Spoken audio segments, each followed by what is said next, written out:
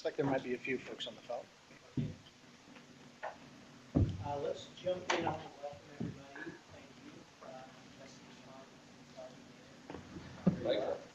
Thank you. So let's jump in. Welcome. We have a really full agenda. It's a good agenda. I'll just start by reminding people the good news and bad news. The bad news is that Congress is trying to make us have business. The good news is we're still here, and we anticipate that we'll still be here. Appreciate your engagement and service here.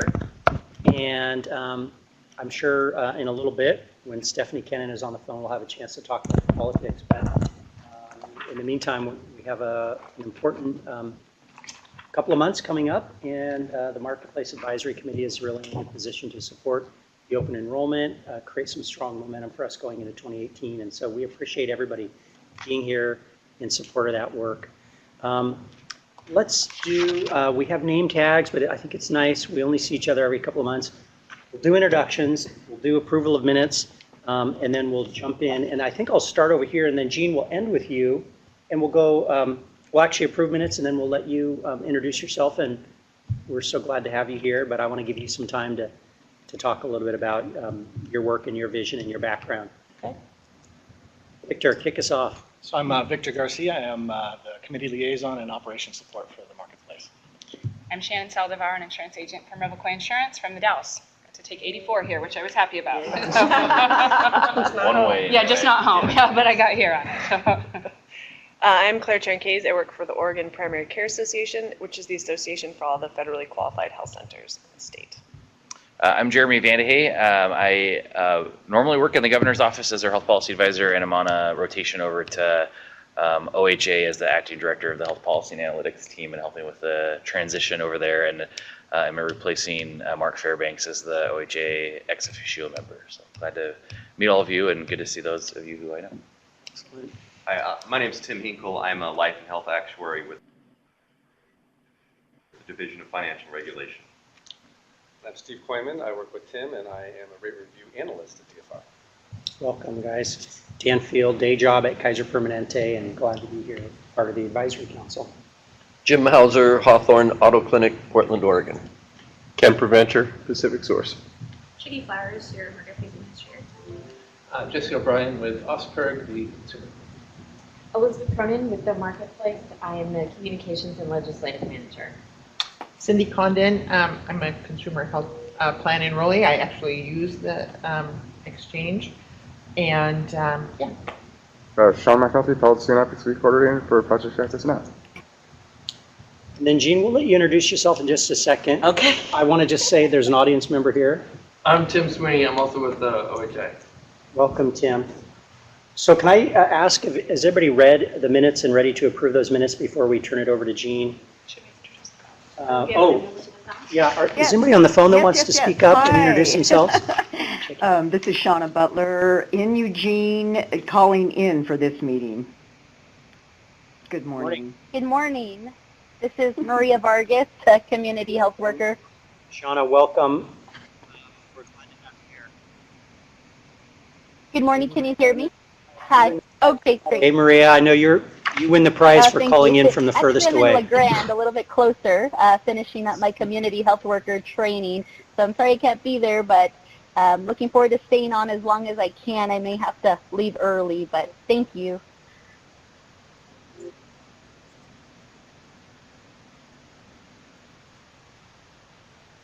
Thank you, Shauna and Maria. I just want to acknowledge it is hard being on the phone. We appreciate you making the extra effort. If you have any trouble hearing us or there's a part where you want to be sure to interject, just let us know and we'll make every effort to accommodate you. Would accept a motion to approve the minutes. Yeah, thank you, Shauna. So moved. Okay, it's been moved. Do we have a second? Second. All those in favor of approving our last minutes, say aye. Aye. Aye. Opposed? Minutes are approved. Okay, thank you. Deciding vote right there on the phone. We have the agenda in front of us. I don't think I'll run through it. It's explanatory. I want to leave time to introduce Jean Straight, who's the acting director of DCBS. Maybe a new face to some of us, but Jean, tell us that you've been at the department for a while and you've been in state service for a while, and so bring a lot of expertise, and we're glad to have you at our table. So, yeah, hi everybody. Yeah, I have actually been with DCBS for 5 years. I've been Pat's deputy the whole time he's been director.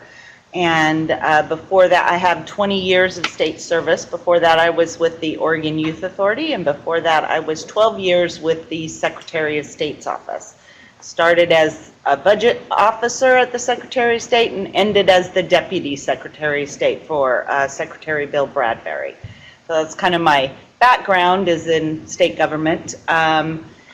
So been doing this for 2 weeks now as the acting, and it's been quite interesting. The healthcare stuff is probably the biggest hole that I had. Pat took care of that pretty much, and we always joked around that he was the face. He was out there doing all the fires out there, and I kept the home hearth burning and operating the way it was supposed to back at home. So some things that you know, Pat is on rotation. I'm in rotation in his job. Don Jager also went on rotation over there with Pat to OHA, and Laura Robinson went over permanently. So she is not on a rotation. She's not coming back. Luckily, we had just filled, so Chicky kind of got looped into all of the other big changes that happened on 9/1, because Chicky actually officially took the job as the administrator of the marketplace on 9/1 as well. So. And we opened a recruitment for Laura's job on 9/1 as well. It closes on October 6th, and we are putting together a recruitment plan to do interviews for that job. And the goal is to hopefully have someone in the job by the first of the year. So that's kind of what's going on leadership-wise. We have been in front of the 2 healthcare committees this week. Senate on Monday, and yesterday we had the House Health, gave the same presentation, talked to them about some of our leadership changes, gave them an update on our 1332 waiver, and you're probably going to talk about that here, so I won't go over what I said there. Gave them a little update on the rates, and then talked to them about the report that we submitted on September 15th for the COPA oral healthcare plan. So, and those went well. We were well received. I was telling Jeremy earlier, yesterday's meeting, it was all about the timing. We went right after Pat and OHA, and they had lots of questions for them, and they were just super glad to get us in and out quick, so I didn't get hit with a bunch of questions, so it was nice. Any questions that I can answer? Anything? Gina, I wonder, we have some time. We don't have Stephanie on the agenda for a few minutes, and I wonder if you would just elaborate a little bit on the 1332. We actually don't have it anywhere else on the agenda, okay. so between you and Chicky, I'll ask her to join in, and Jeremy even, to just talk about that briefly, to provide some context for the rest of our agenda. Sure. So this summer we did a public process for the 1332.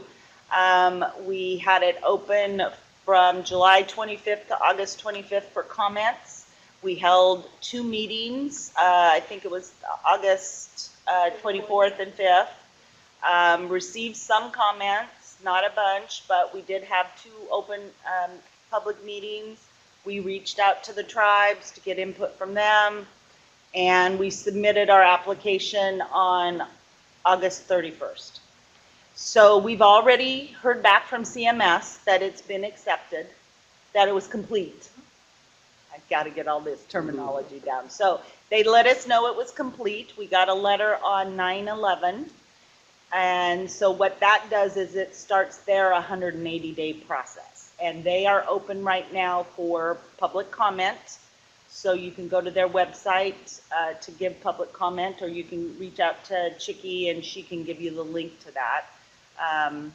So any comments that you have to support that would be appreciated. And that's what we're waiting for right now. Remind us why that's so critical. It's got the reinsurance program in there for, the market. Yes, so 2391 required us to submit the 1332 waiver so that we can do our own reinsurance program. Help me out. So, yeah. I've said it like a bunch this week, but I'm Yeah, blank. so as you guys may be familiar with the term 1332, at the beginning of the year, we meaning the Marketplace Advisory Committee, we've been talking about a 1332 waiver for a basic health plan. And at that time, the advisory committee advised against it. But this time around, for this summer, we did submit the 1330 waiver application to waive the single risk pool requirement of the ACA. Mind you, the 1332 waivers, you cannot waive any ACA guidance in consumer protection, price affordability, and all of the really nice things about the ACA that really protect consumers. So with this application, we are waiving the single risk pool, and hopefully with approval of the 1332 waiver application, we would get the Oregon Reinsurance Program established starting January 1st of 2018. So as you mentioned, we got our letter of completion on September 11th, and that also started the 30-day federal comment period. So I will be happy to circulate the information again to you guys for the 1332 waiver application, and where to submit your comments if you would like to CMS. So let me stop there. Cindy, did you have a question? I just have a question on process, because I remembered the discussion of 1332 waiver and not pursuing it. So is that we have a 1332 waiver. So when does this committee weigh in on a 1332 on a waiver or not? I mean, where's that decision? I can provide a little context too, just from like the broader budget conversation, if that's helpful. Yes. So I was just going to mention a couple things because I wrote the report that summarized the feedback from the subcommittee on that 1332 Basic Health Program. Is that the task of that advisory subcommittee for the 1332 that came back with a no, there were two major things that changed after that. So the first was that group was tasked with primarily giving feedback about a basic health program that a 1332 would permit. Right. And then so this is a 1332, but not about a basic health program. So it's not quite, it's not quite contradictory to that feedback. No, it's separate. Yeah, I realize okay. they're separate, but we voted on a waiver. Can I take a crack at that, Cindy? Because it's fine. you're I just asking the want right to question. understand No, it's the right question. Here's what I'd say. The basic health plan was specifically by the legislature delegated to us, the committee, for the advice, and we provided that, and that's what Liz is referring to. The reinsurance program is not a marketplace initiative. It's for the entire individual market, and so that's up to DFR, which we're not advising DFR, we're advising the marketplace. It's up to DFR, a different part of the state, to determine whether or not to implement or adopt a reinsurance program. That the legislature said yes, and then charged DFR and DCBS with going forward with that waiver. So that it'll impact the plans offered in the marketplace, but it really, in some ways, it's not a marketplace initiative. Okay, all right. Whereas the basic health plan has been specifically put into our lap. Okay, I get it. And Dan, my recollection is that DFR came in here last fall, talked about a series of interventions, and then backed away from those, saying there's too much uncertainty, and then reinsurance reemerged as issues came up later. Yeah, that's a I was going to mention that as the second thing that did change after that point was that that HHS,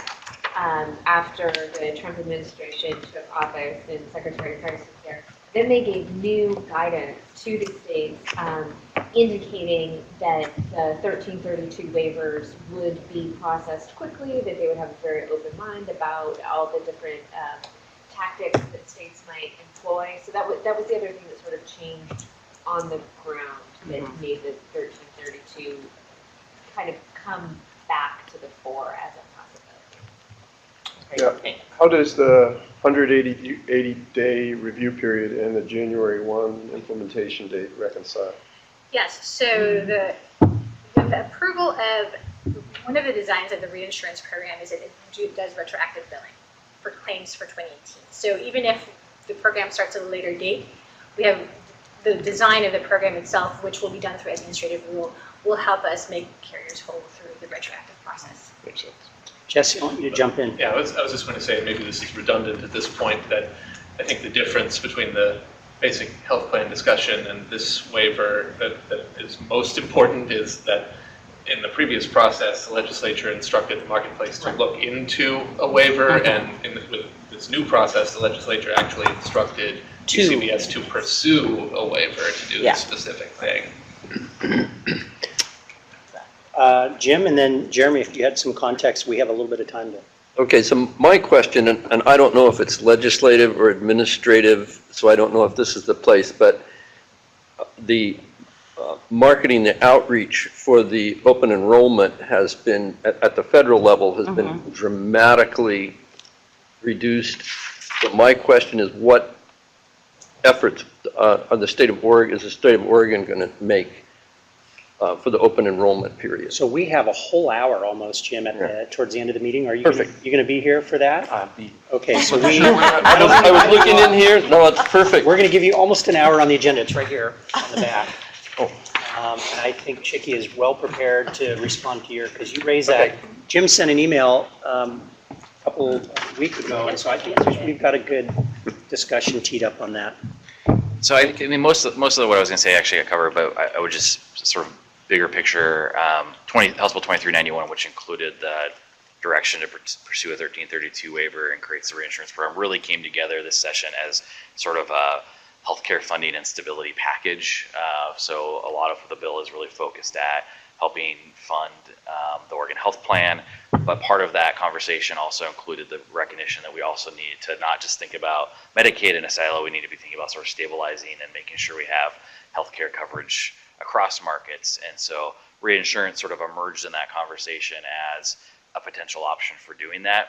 And part of the funding mechanism for it comes through the insurance assessment portion. Most of that funding is going to Medicaid, but part of it's going to set it aside for reinsurance. And as Elizabeth said, the kind of game changer was that suddenly 1332 were sort of considered as a broader sort of basic health plan, or trying to move towards single payer or some other kind of broader action. But suddenly when the Trump administration took office, they opened the door to think about 1332s in a very different way as a potential funding mechanism for things like reinsurance. And so the 1332 waiver really is one of the kind of funding mechanisms for the 2-year reinsurance program.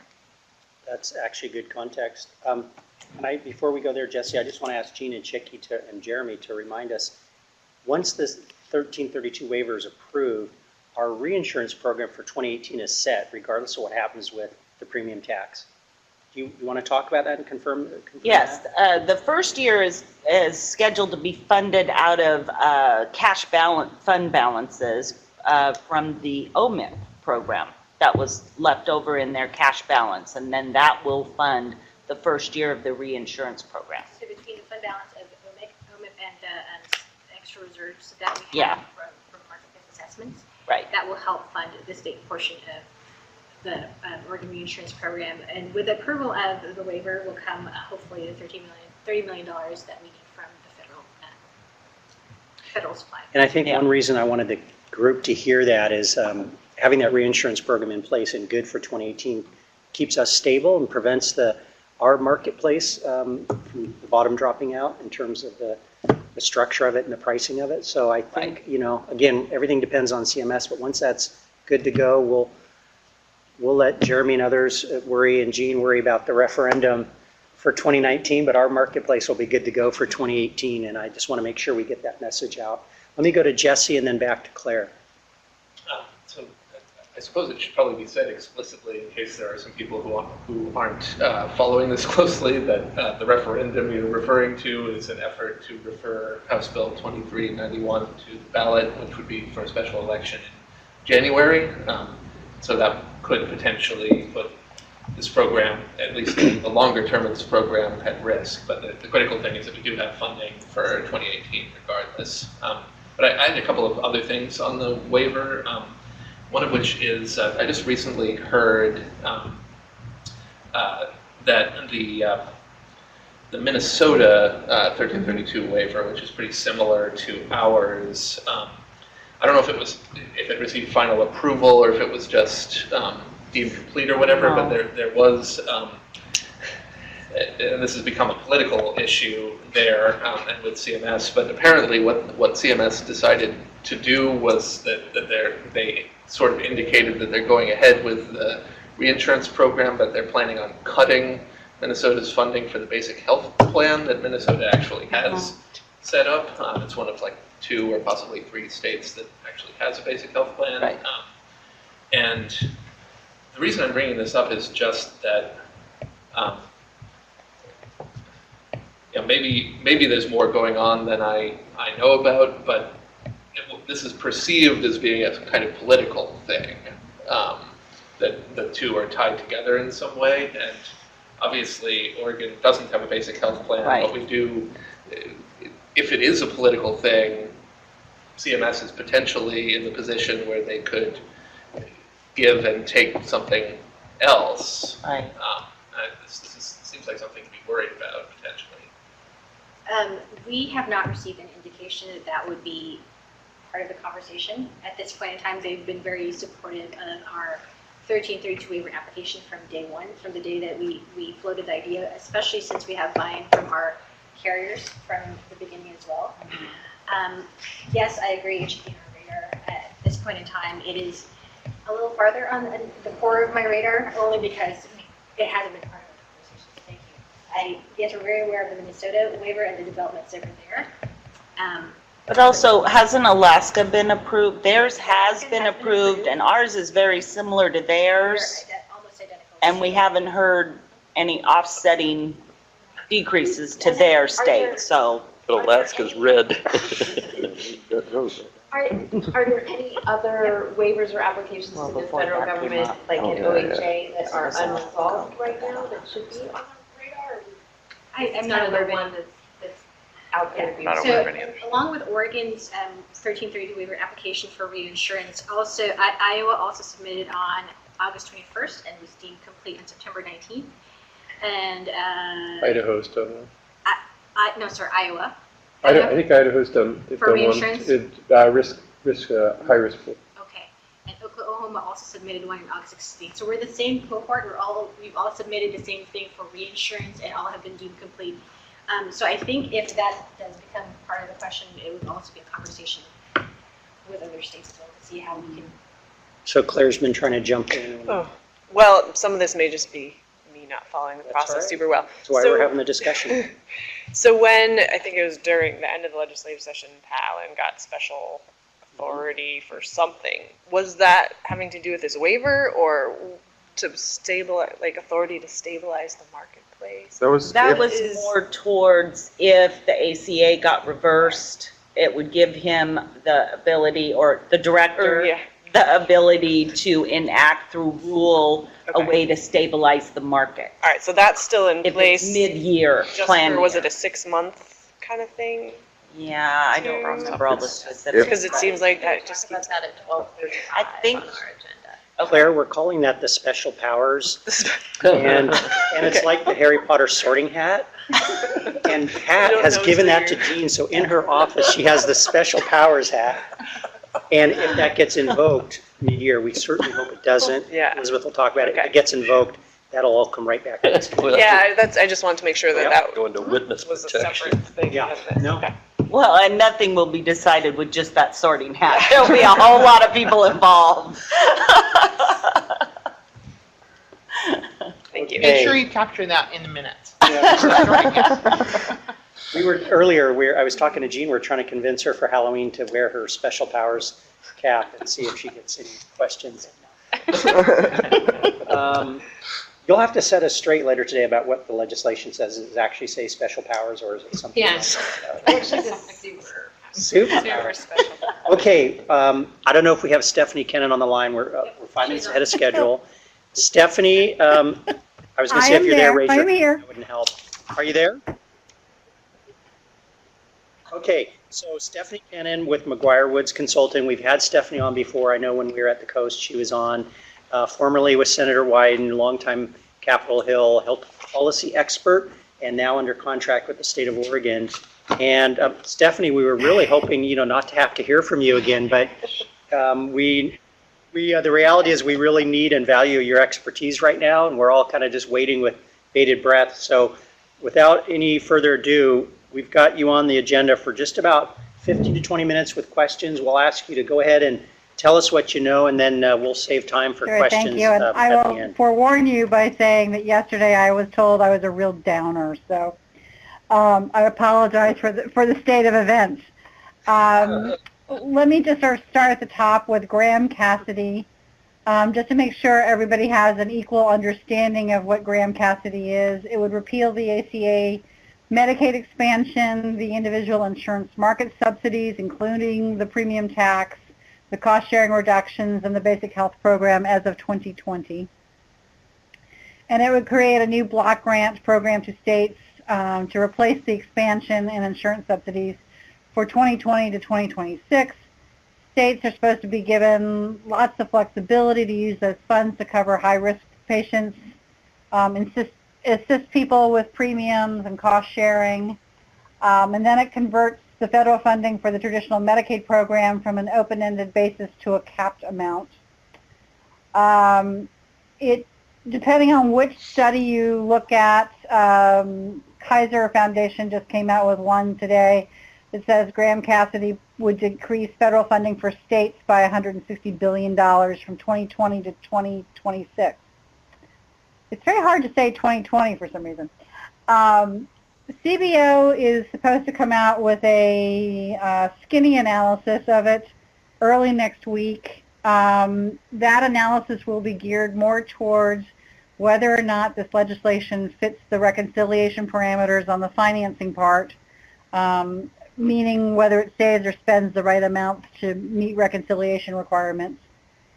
The reconciliation instructions, which again means they don't need 60 votes but only need 50 votes or 51 votes in the Senate, would expires on September 30th.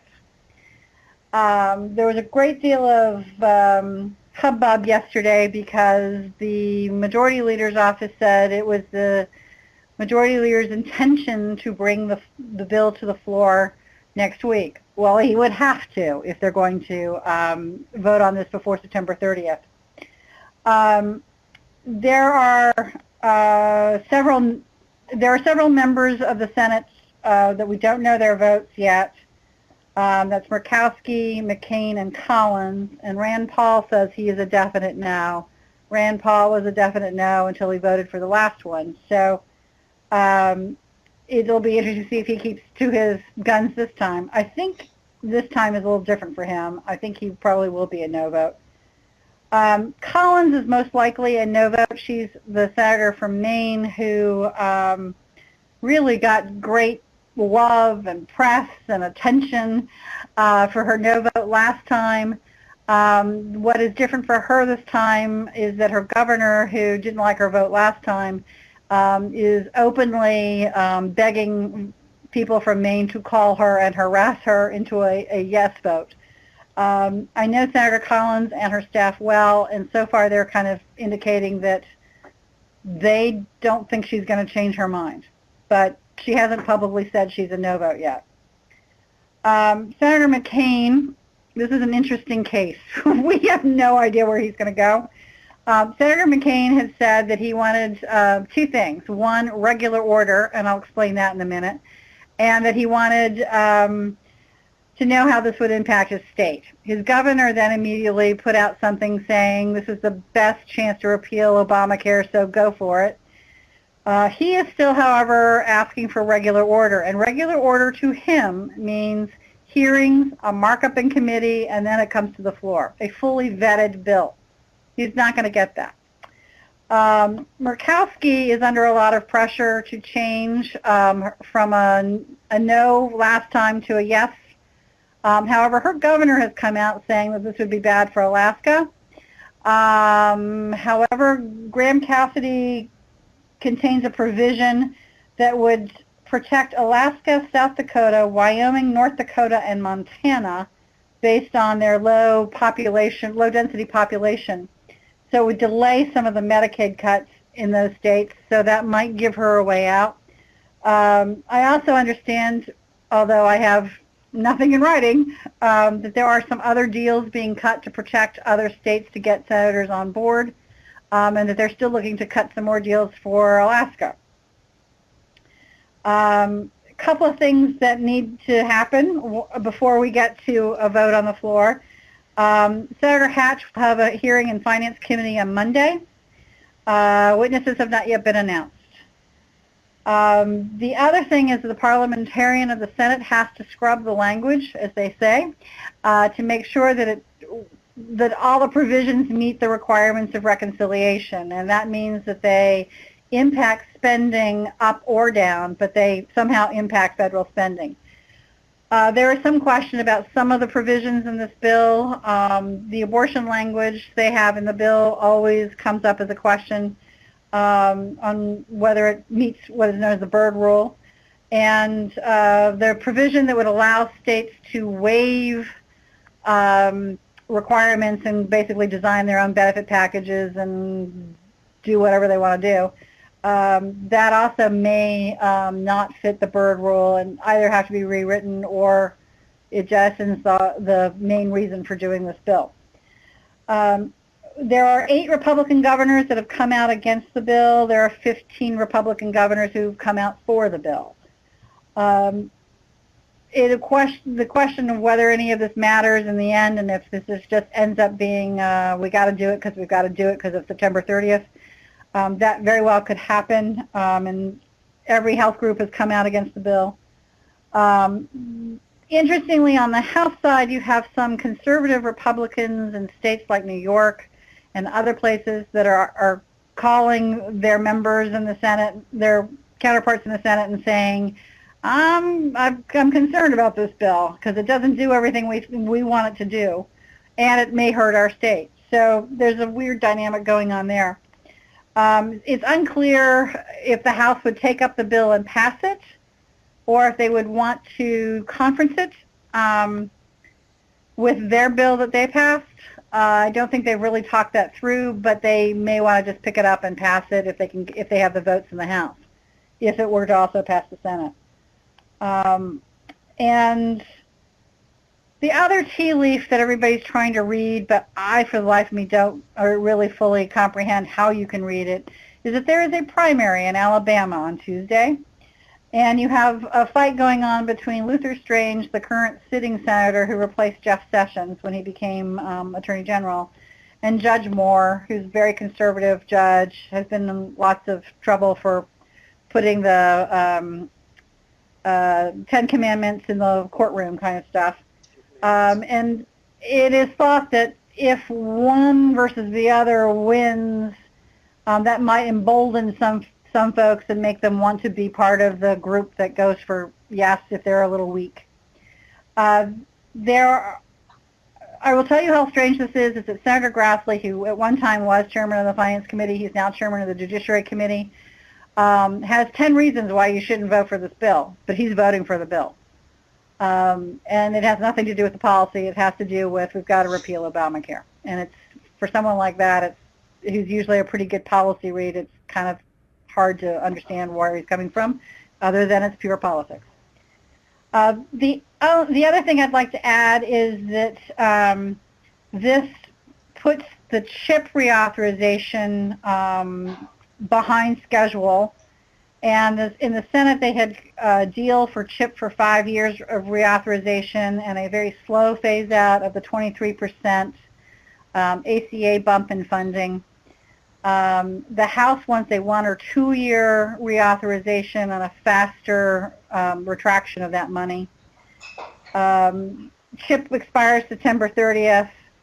This CHIP will definitely not be passed by September 30th. So there are some states who will be probably in a little bit trouble before they get around to it. Hopefully they can do it in October, but there are no guarantees that they'll be able to do it that fast.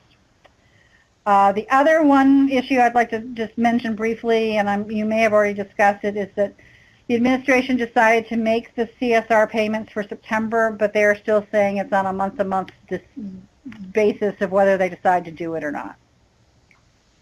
And I think with that, I probably have talked enough, and I'd be happy to take questions. Stephanie, this is Dan Field. I'll start us off. and I know this is really looking into the tea leaves, is there any talk about Congress could pass the bill and then sit down and really think about some additional legislation? In other words, they can put a stake in repeal and replace, but then come back and say, for example, we're going to tweak the block grants so they're not so disruptive at the state level. We're going to maybe look at some different kind of marketplace benefit protections, et cetera, some things that move it a little bit back towards the middle. That maybe would even at that point there'd be some bipartisan prospects to something that takes the federal policy back to the middle once they've sort of gotten this out of their system. I don't know if that makes sense, but maybe it's too soon to talk about that. But the Graham-Cassidy bill itself, is that likely, if it passes, to be the final law of the land for the next 5 years? That's a very good question, and it is reading a lot of tea leaves. My perception is that they would not immediately sit down and try to renegotiate with themselves. This bill is not being vetted in the normal way, and even when you do a bill through regular order, as McCain would say, there are mistakes. There are things that weren't drafted correctly. There are things that don't mesh with current law. I mean, there are mistakes. And that is true even with the ACA. And then there's a technical corrections bill, usually when you do something this big. And then the technical corrections is usually done 6-8 months later when you figured out what you really need to correct. And what is a technical correction is in the eye of the beholder.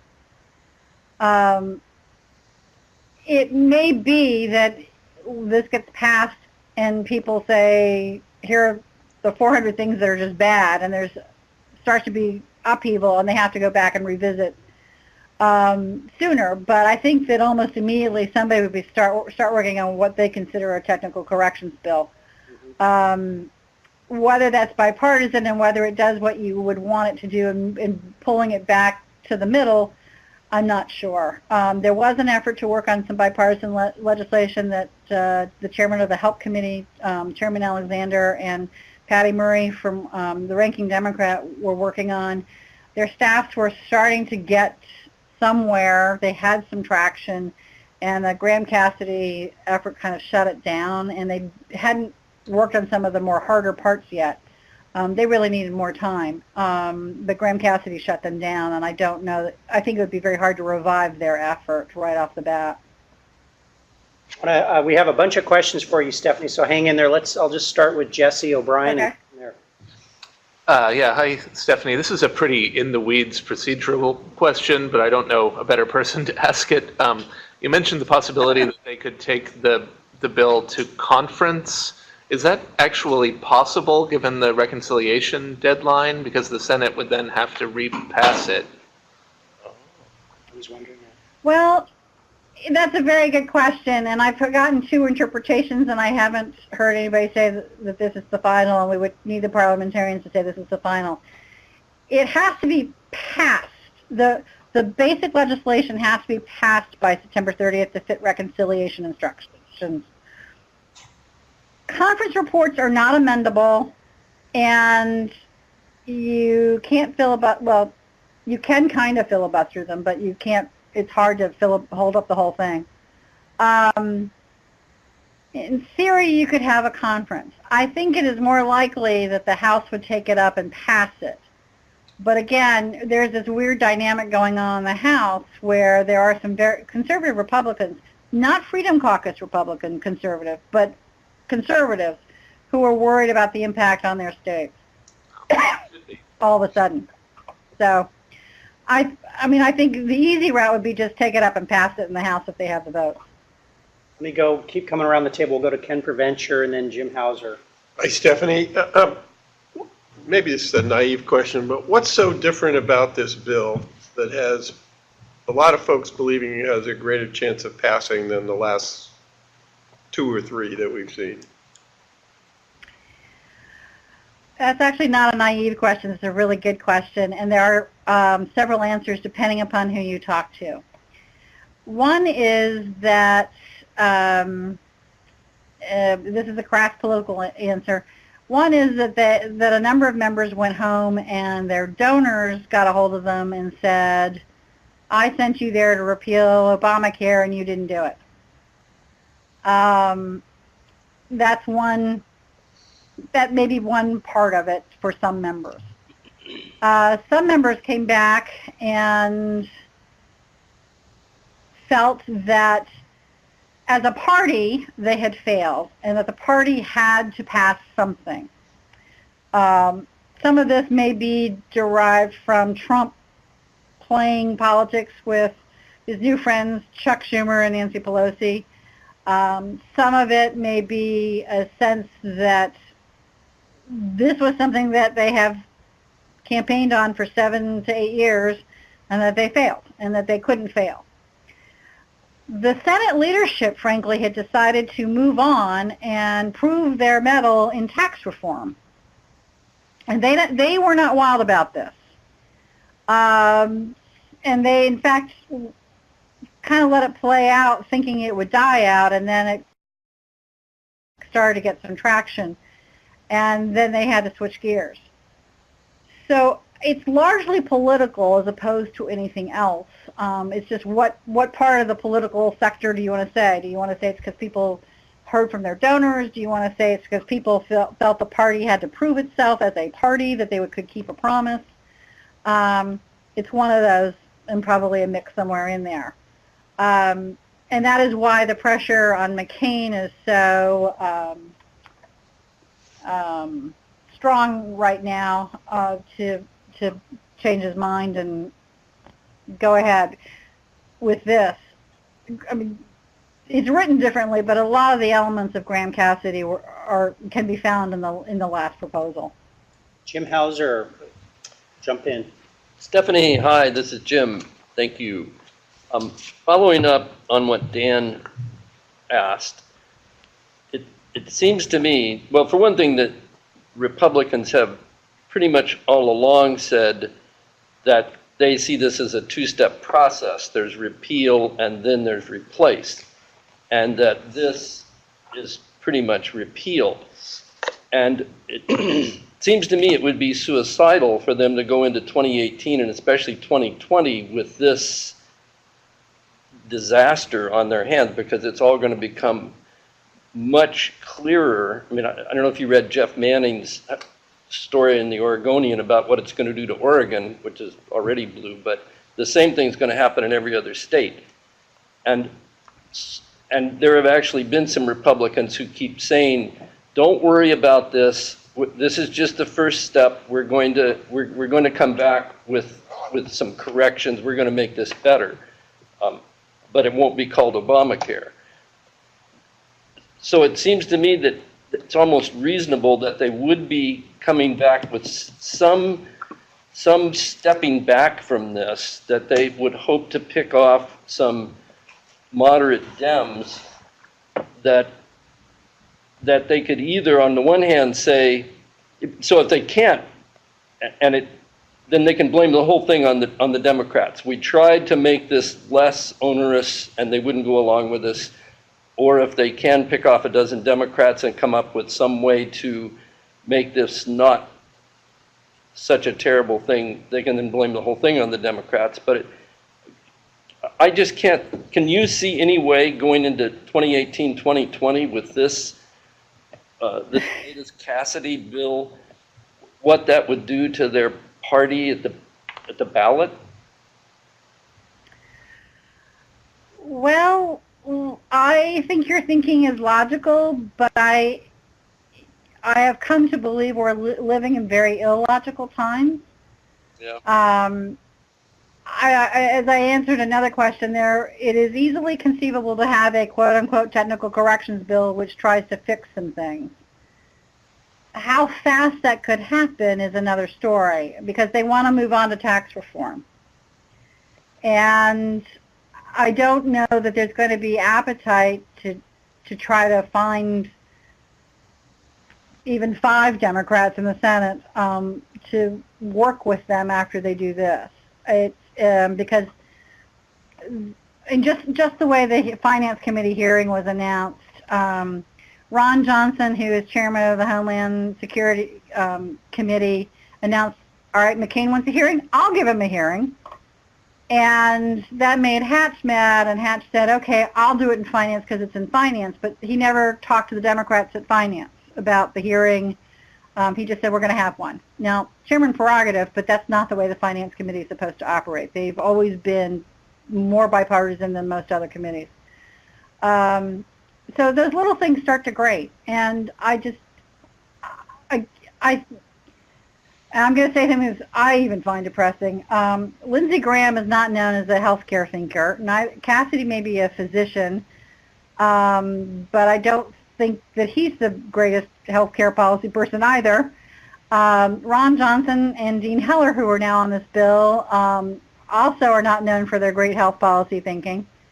There are very few people in the Senate who understand health policy. And I know a lot of Republican staffers who can't look me in the eye right now because their bosses are on this and they know there's some bad policy in there. And now, having said that, as I said, they're also trying to cut a bunch of deals, and that may make it such a patchwork that fixing it is going to be even harder. Thank you. Yeah, thank you, Jim. Other questions? We have just a few more minutes with Stephanie. I want to make sure if you have other questions about related issues happening inside the Beltway. I have one question, but Hi, Stephanie. This is Maria. Go ahead, Maria, please. Thank you. Just wondering, as far as the House votes, because it does have to pass the House before it gets to the Senate, is there a possibility that it may not pass the House? This is not going to be taken up by the House first. It will be taken up by the Senate first. Okay. Just wanted to confirm that. So it'll if be it doesn't pass the Senate, if it doesn't pass the Senate, it's dead. Okay. Thank you. And also, let me just throw in one thing on timing and the issue of trying to fix this. If this were to pass and get signed into law, we then have October, November, and December, and they want to do some other things, and they have to do some other things, but in December, they have to revisit the funding of the government and the debt ceiling. Debt ceiling is not going to expire on a given day, but they'll have to revisit debt ceiling. And those two things alone will tie them up for a lot of the time that they have left. Let alone you have CHIP that they've got to get on the docket and passed. They also have a group of what is known as Medicare extenders. Those are provisions largely for rural hospitals and ambulances and therapy caps that either expire September 30th or on December 31st, and they need to get that package through when it comes to health care. So there is room to put things on to fix things if they have to, but I don't think they'll be developed, in addition to the fact that they have to get those things passed. So December is going to be a really bad month in Washington.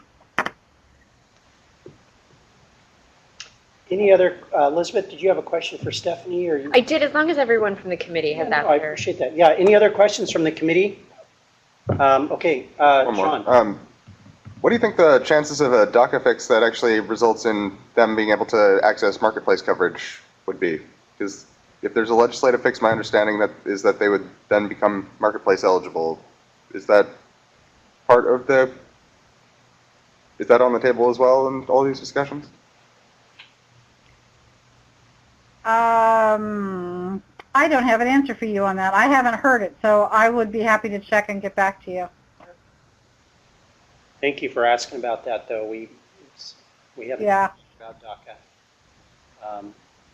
Okay, Elizabeth. Yeah, just quickly on the, I'm Elizabeth with the Marketplace staff. On the issue of the vote counting in the Senate, I have a question about the Democratic votes.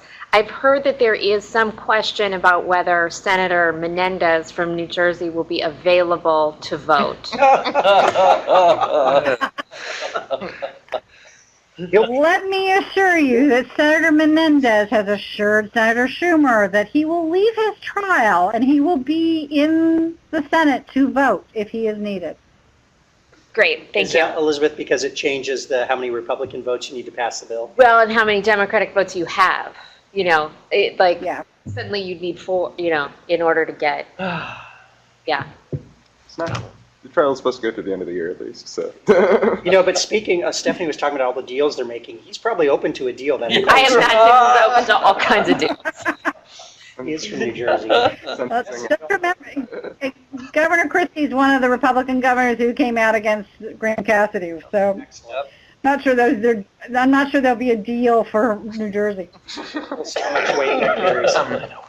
One last, hopefully fairly quick question. This is Jesse O'Brien again. I know that everybody is playing up the September 30th deadline for the reconciliation instructions, and it seems like both sides have a clear incentive to do so because it increases the urgency, etc. But there's no reason in principle why they couldn't just include ACA repeal in their next year reconciliation instructions, and we could just go through all of this again if it fails, right? You are correct. I think, though, that if it failed a third time, they really would want to move on to tax reform. And having tax reform and healthcare reconciliation instructions in the same budget resolution is complicated. It can be done, but it's complicated. But yes, we could be sitting through Groundhog Day all over again next year. Okay, we're at time. Stephanie, thank you so much. Any other questions from the group? I want to make sure we don't cut anybody off. Stephanie, you're so great to join us. Appreciate your insight and your work on behalf of the state. We'll let you go. We're going to adjourn for 15 minutes, let people gather lunch, and we'll come back and talk about COFA. Thank you. Thanks, Stephanie. Obviously, we had, that was our first big policy action as an advisory committee, was weighing in on the state-based exchange. Obviously declined to pursue that. But if the legislation in Congress passes, that question is back in the state's lap. And so I just wanted to tee that up. We won't spend a lot of time talking about it. Maybe, obviously we'll wait to see what happens in DC. But the question from Cindy in particular was, how soon will we have the information necessary to start doing that planning? In other words, there'll be a block grant. Do we know in the legislation, when would the federal marketplace phase out so that when is our end date? Do we even have some of those high-level parameters? We have no high-level parameters to make any informed decision as of today. I think off the top of my head, if that does happen, we would need, of course, by the legislature, from the governor's office, from other agencies. For it to happen really, really quickly, the funding would have to be there. We would really need to send out an RFP, get the information that we need. We need to collaborate with other states to make sure that we have as much information as we can.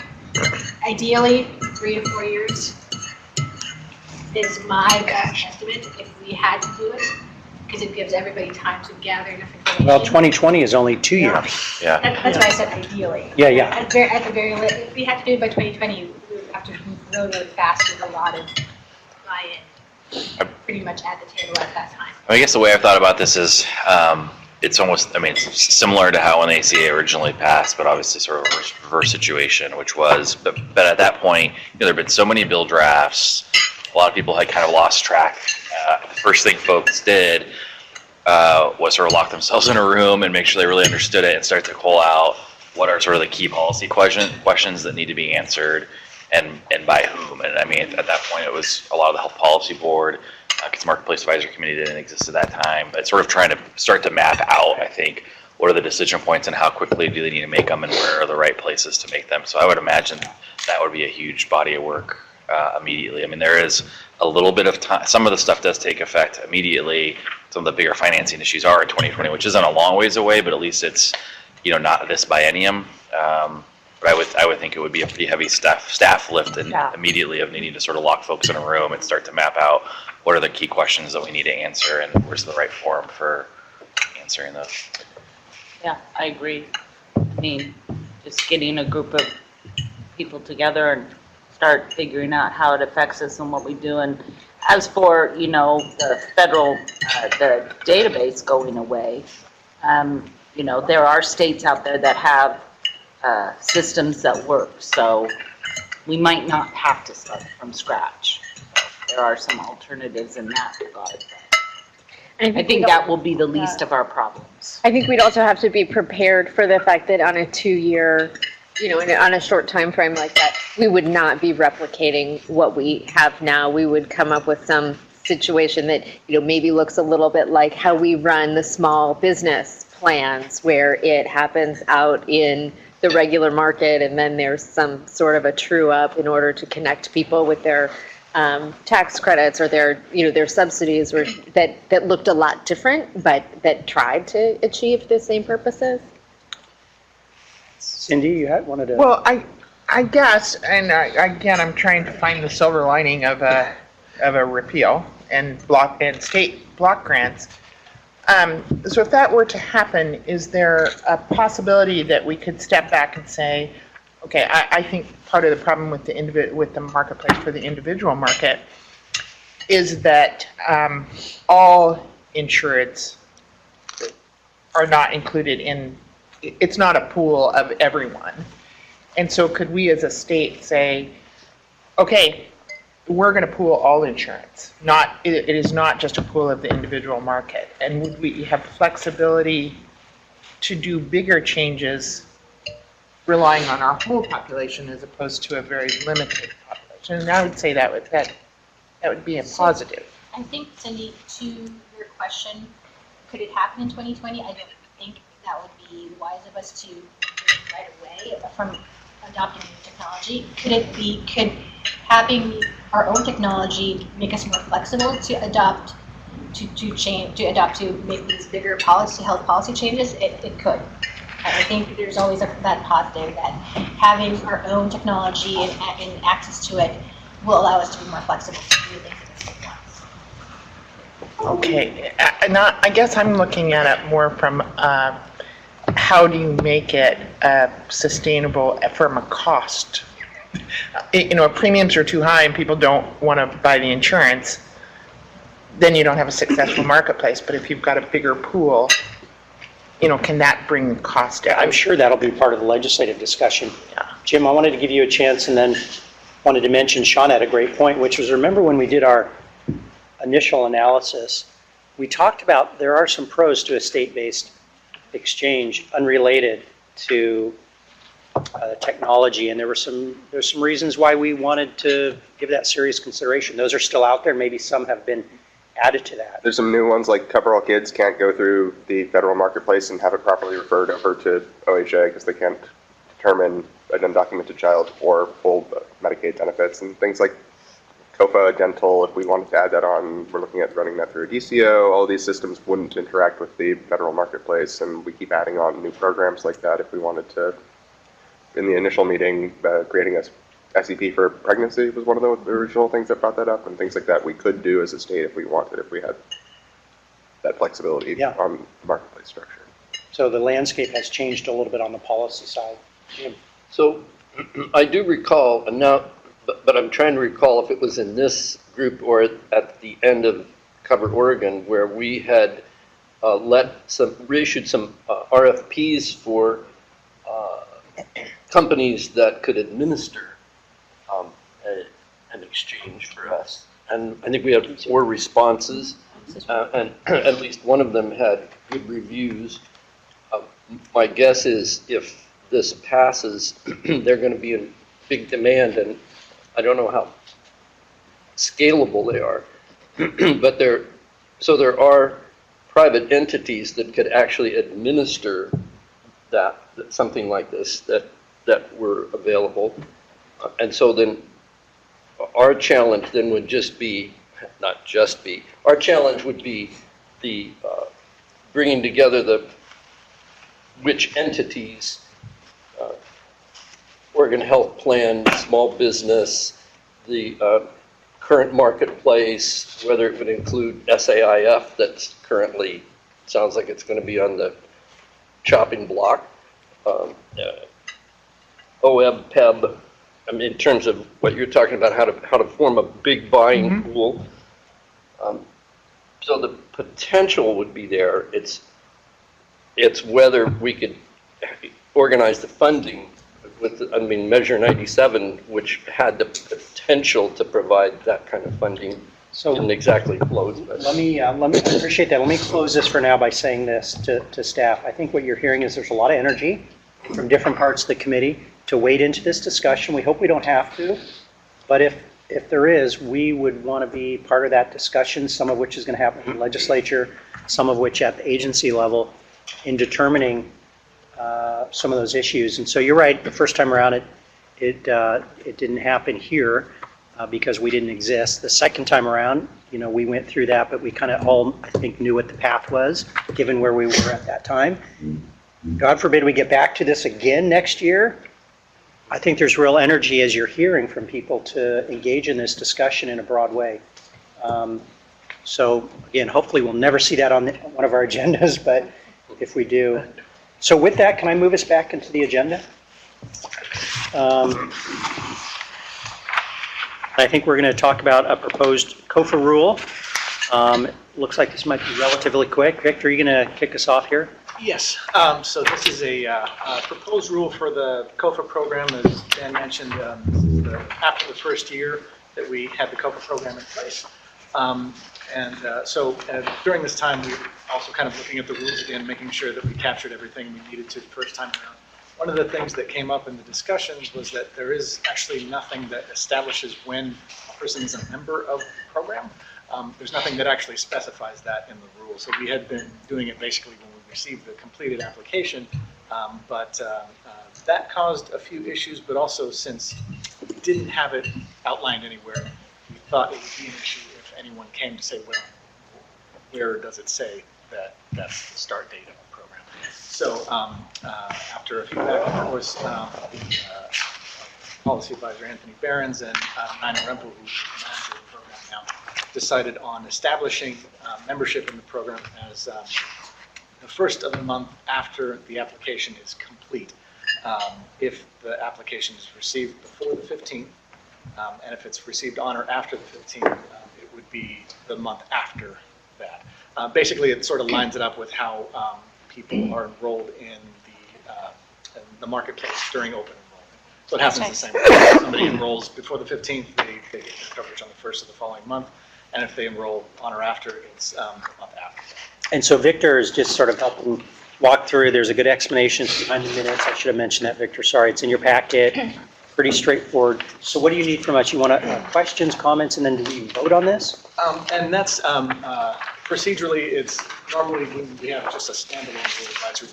There doesn't necessarily have to be an affirmative action, but you can, as a committee, you can decide that, or just decide that you don't have any objections. Either one works for our purposes. But just to make sure we cover our bases in terms of the rulemaking, one very important aspect is the fiscal impact, and that's usually when we come to you folks to make sure that we're considering everything that might be possible in terms of that fiscal impact. So from a program standpoint, just from implementation, there doesn't appear that there would be any fiscal impact to us or to the program itself. But one of the other important questions on our fiscal impact statement is possible impact to small business.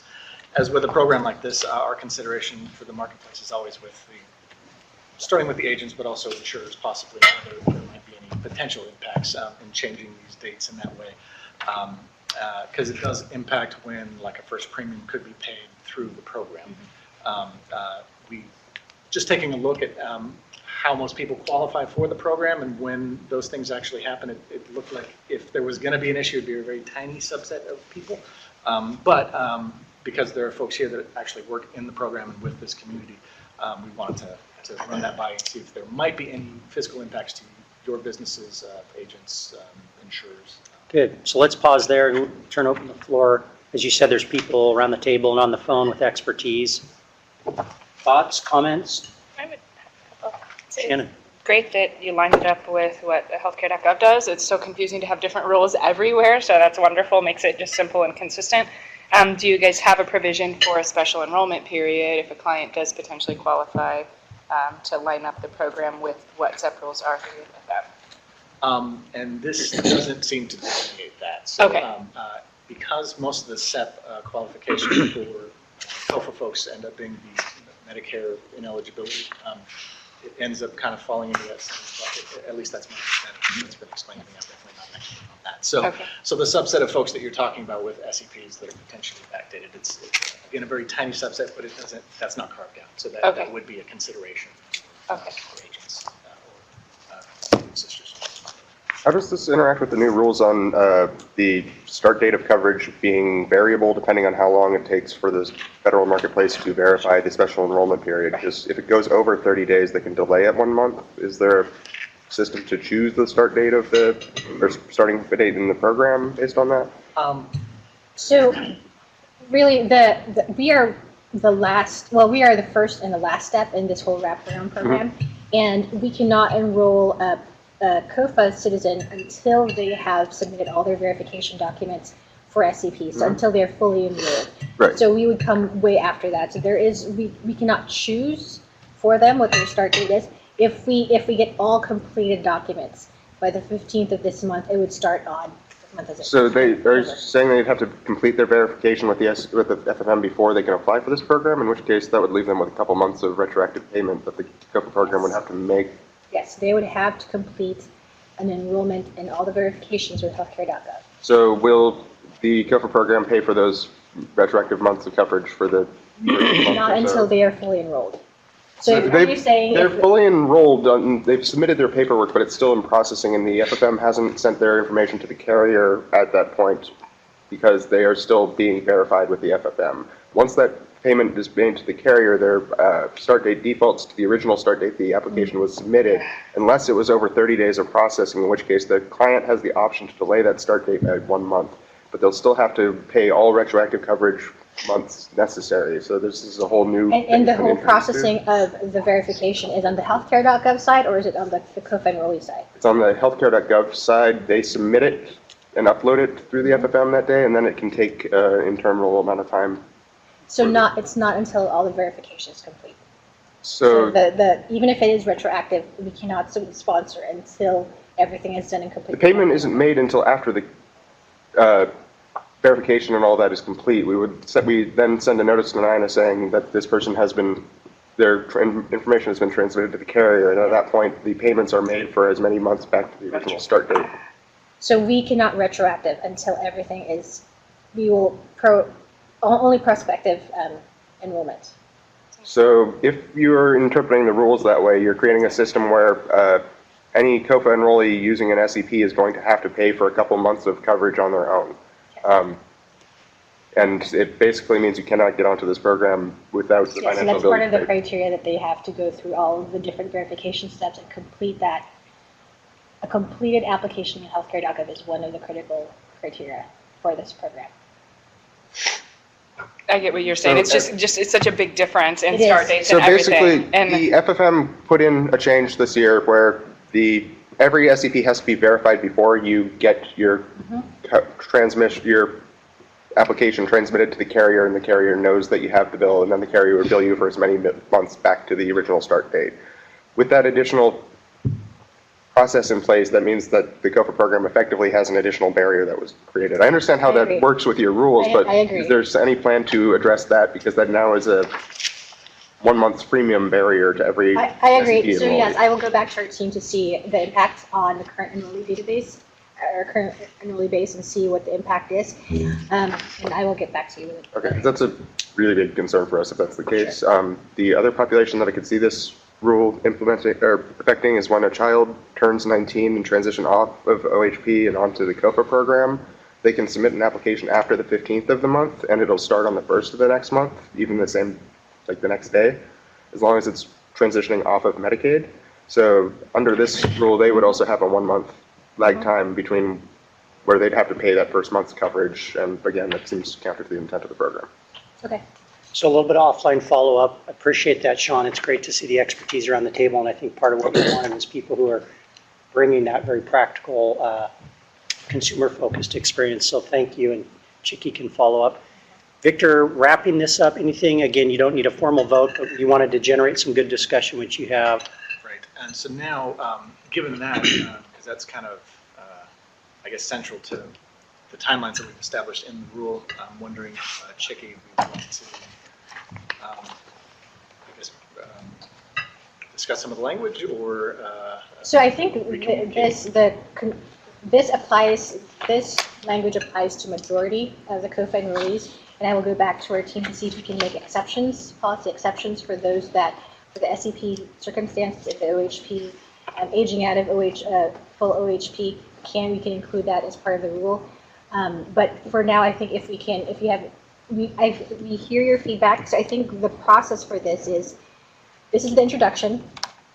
We will look to incorporate additional feedback, and then looking at Victor for the next legal steps for the rulemaking. because we had hoped to have this in place starting with open enrollment, and we kind of have passed the dates for our timelines in order to establish a permanent rule, we wanted to kick off a temporary rule by November 1st while the permanent rulemaking process was ongoing.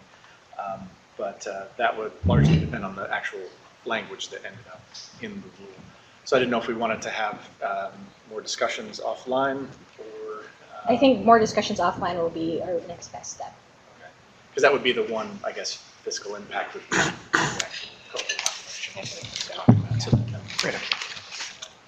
So we could, in that case, we could agree, sort of, for the moment at least, not to take further action until we communicate. Okay. Okay. Can I request that before, if the intent is to put in place a temporary rule before open enrollment, that if you, if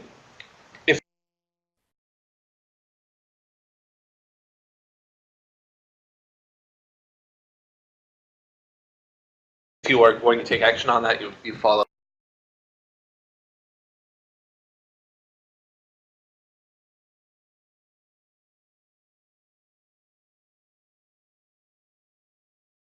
up with us.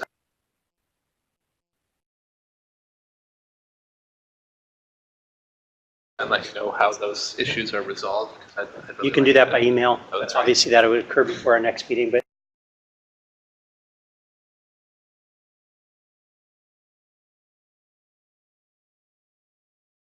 some kind of official notice would be appreciated. I don't necessarily anticipate that we would want to, prevent you from doing that. The need to have something in place is obvious, but I think we're all interested in making sure that those concerns are resolved. Sean, are you okay with where we landed? Okay, Victor? In that case, that's all we'll need for the moment in terms of until we come back with, if we do end up changing some of that language or making some other considerations, we'll definitely advise you before we take any action. Excellent. Elizabeth, we're going to switch to you. I don't think you had anything in the materials. I don't have slides, no, for the legislative updates, not No for problem. this agenda. So item. you're going to cover these three bills in some detail? Yeah, varying levels of detail. Yeah. Some of them are quite long. Yeah. I'll start with the first one listed, which was House Bill 2342. This is the bill that Claire had asked about, and it did pass and was signed into law, and it gives the director or acting director of DCBS the opportunity to create rules, to create in-rule policy positions that run counter to state law when it is anything that has to do with stabilizing insurance markets and related matters, but it is only triggered if there is a major activity at the federal level that creates a major disruption. And in addition to having that pretty significant trigger before these powers can be invoked, the other thing that it does is that it grants that authority to make rules counter to state law only for 6 months. Now, the decisions and rules that are put into place during those 6 months could then have longer standing effects. For example, if it has something to do with, reopening rates, like when setting rates or other things, that could be done during the 6 months and then have a longer tail of its effects.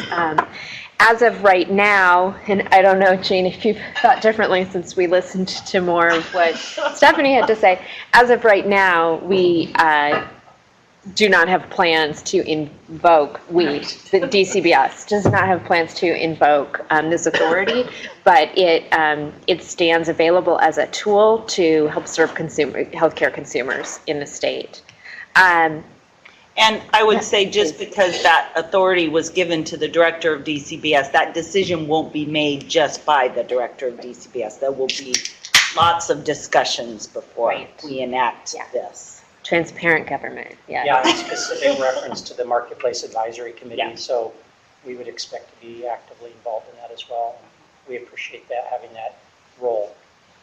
Again, something we hope never comes to pass. Right. Good to be all on the same page if it does. Yeah. Senate Bill 147 was also passed, signed, put into law, and that was the bill regarding COFA Dental. The bill called on DCBS to convene an advisory group and create recommendations about implementing a COFA dental program. And by dental program, we mean something very similar to the medical program that reimburses and facilitates the purchase and affordability of insurance coverage for COFA members, Oregonians who are from the COFA Islands.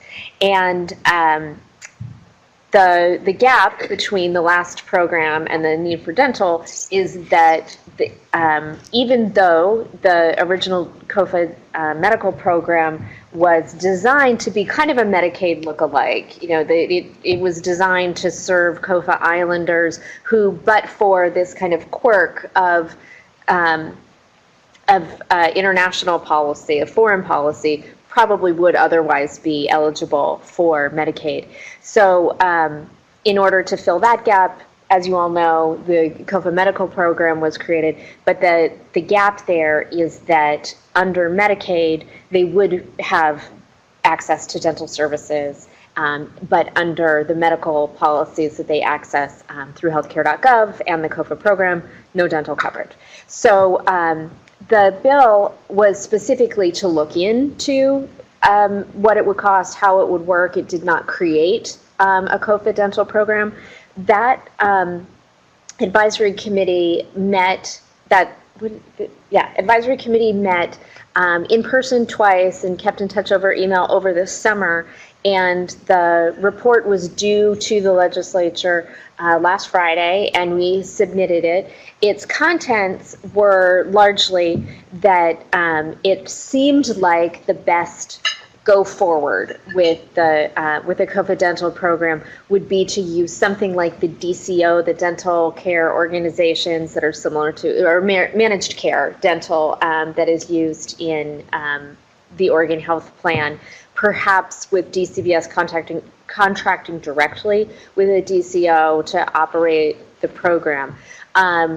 The other major aspect in that report was also calling on the legislature to fund and direct us to conduct or to contract with someone to conduct a demographic study of the COFA Islander community to measure and estimate the COFA Islanders' dental needs and then estimate the associated costs.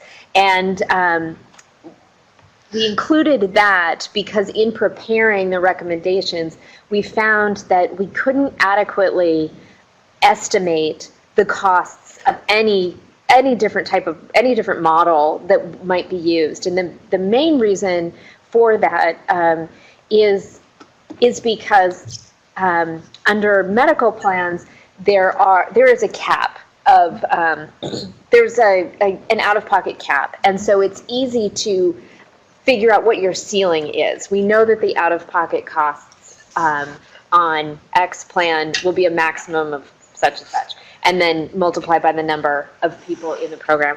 Well, dental insurance doesn't work that way, and instead on dental plans, your out-of-pocket costs could have no cap. And so we can't do an easy calculation like that to do a side-by-side comparison of different types of programs, whether an individual policy reimbursement method or a DCO or a fee-for-service Medicaid look-alike. And so that's what's behind that additional recommendation for a study to get more information to be able to really get a solid estimate of costs. So that's where the COFA Dental stands. Are there any questions about that before I go on to the next item? And I probably should have paused after the HB 2342 description. Were there any questions about that one? I do just have a quick question. Yeah. And I forget what the bill says, but in the bill, does it require discussion or advisory with this committee? Or is it just, because I thought, okay. Yeah, I believe it does. Yeah, okay. It does specifically say, yeah, I forget the exact wording, but basically in consultation with us, they make the decision.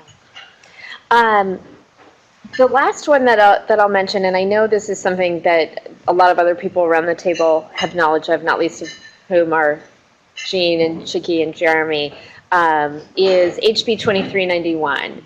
This is the bill that, among other things, creates, or does not create, but expands an assessment on hospitals and creates an assessment on insurance carriers to pay into a healthcare fund used both for funding the Oregon Health Plan and for the state's portion of this reinsurance program that is also called for in 2391. So it's a bill where a lot of things are happening. I'm going to speak mostly about the marketplace and individual insurance market aspects of it and not about the Oregon Health Plan side of it. So as you know, it directed us to submit the 1332 waiver.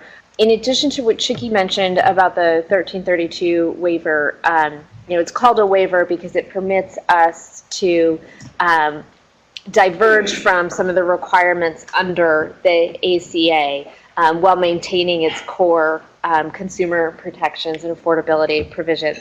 And as Chiki mentioned, our waiver then asked for the permission to waive the single risk pool, but not broadly, only to the extent necessary to create the reinsurance program. Much of the funding would come from the federal government through that 1332 waiver.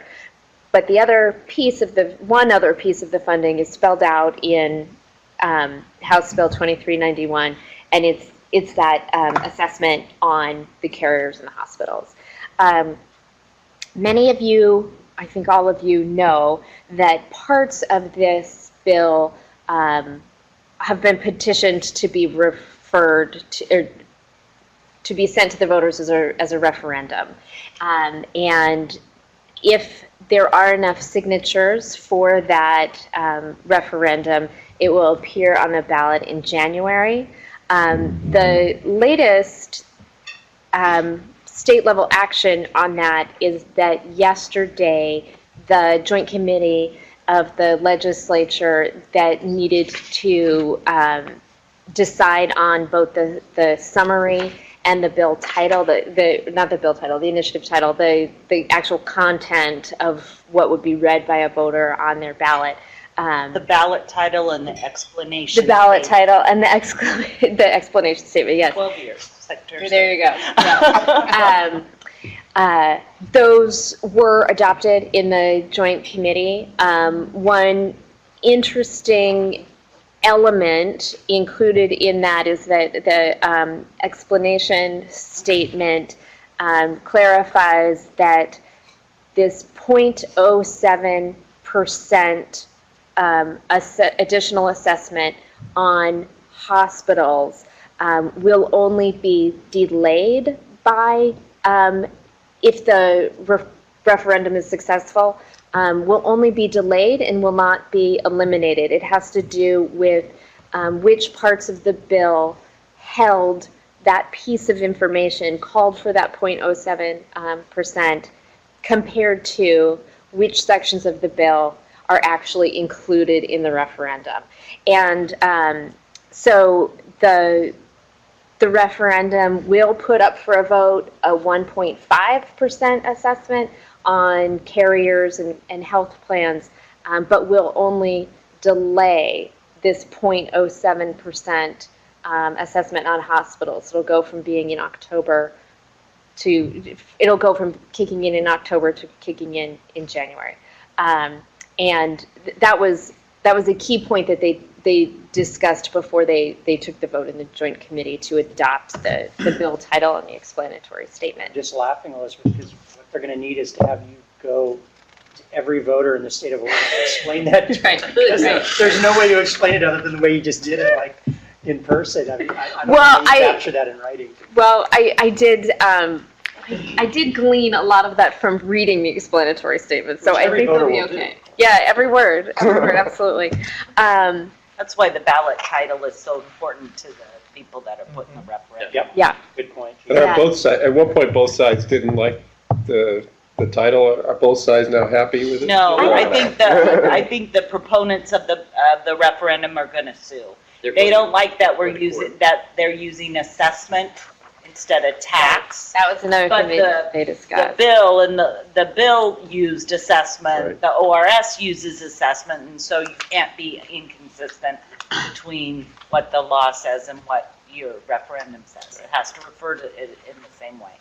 I haven't seen the final ballot title, and OSPRG, along with a number of other advocacy groups, put in comments suggesting that the title should have a little bit more specific information about the potential impact on consumers and premiums.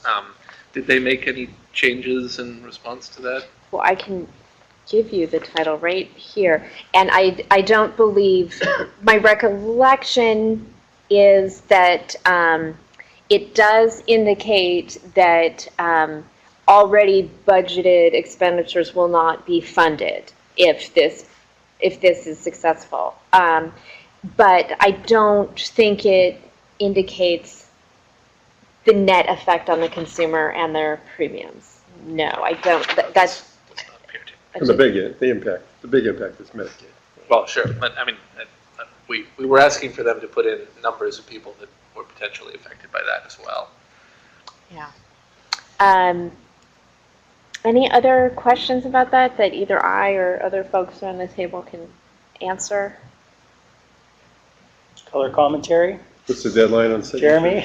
I don't know who worked on this thing, but Pretty messy. Really? I will say that I spent a lot of time explaining this for the legislature, and even legislative counsel said it was one of the more complicated bills she worked on, mostly just because of the various pieces with different operative dates as you go through it.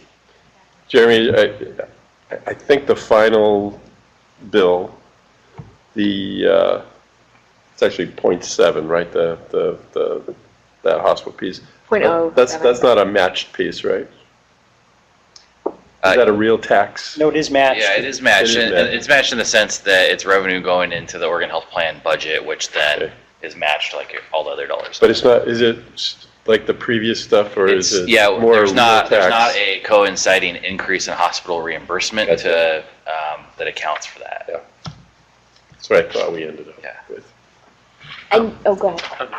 Well, you had asked the date that the signatures are due, and that date is October 5th, and then there will be a process to examine them for validity and steps that I think they have 2 weeks by law to get those verified.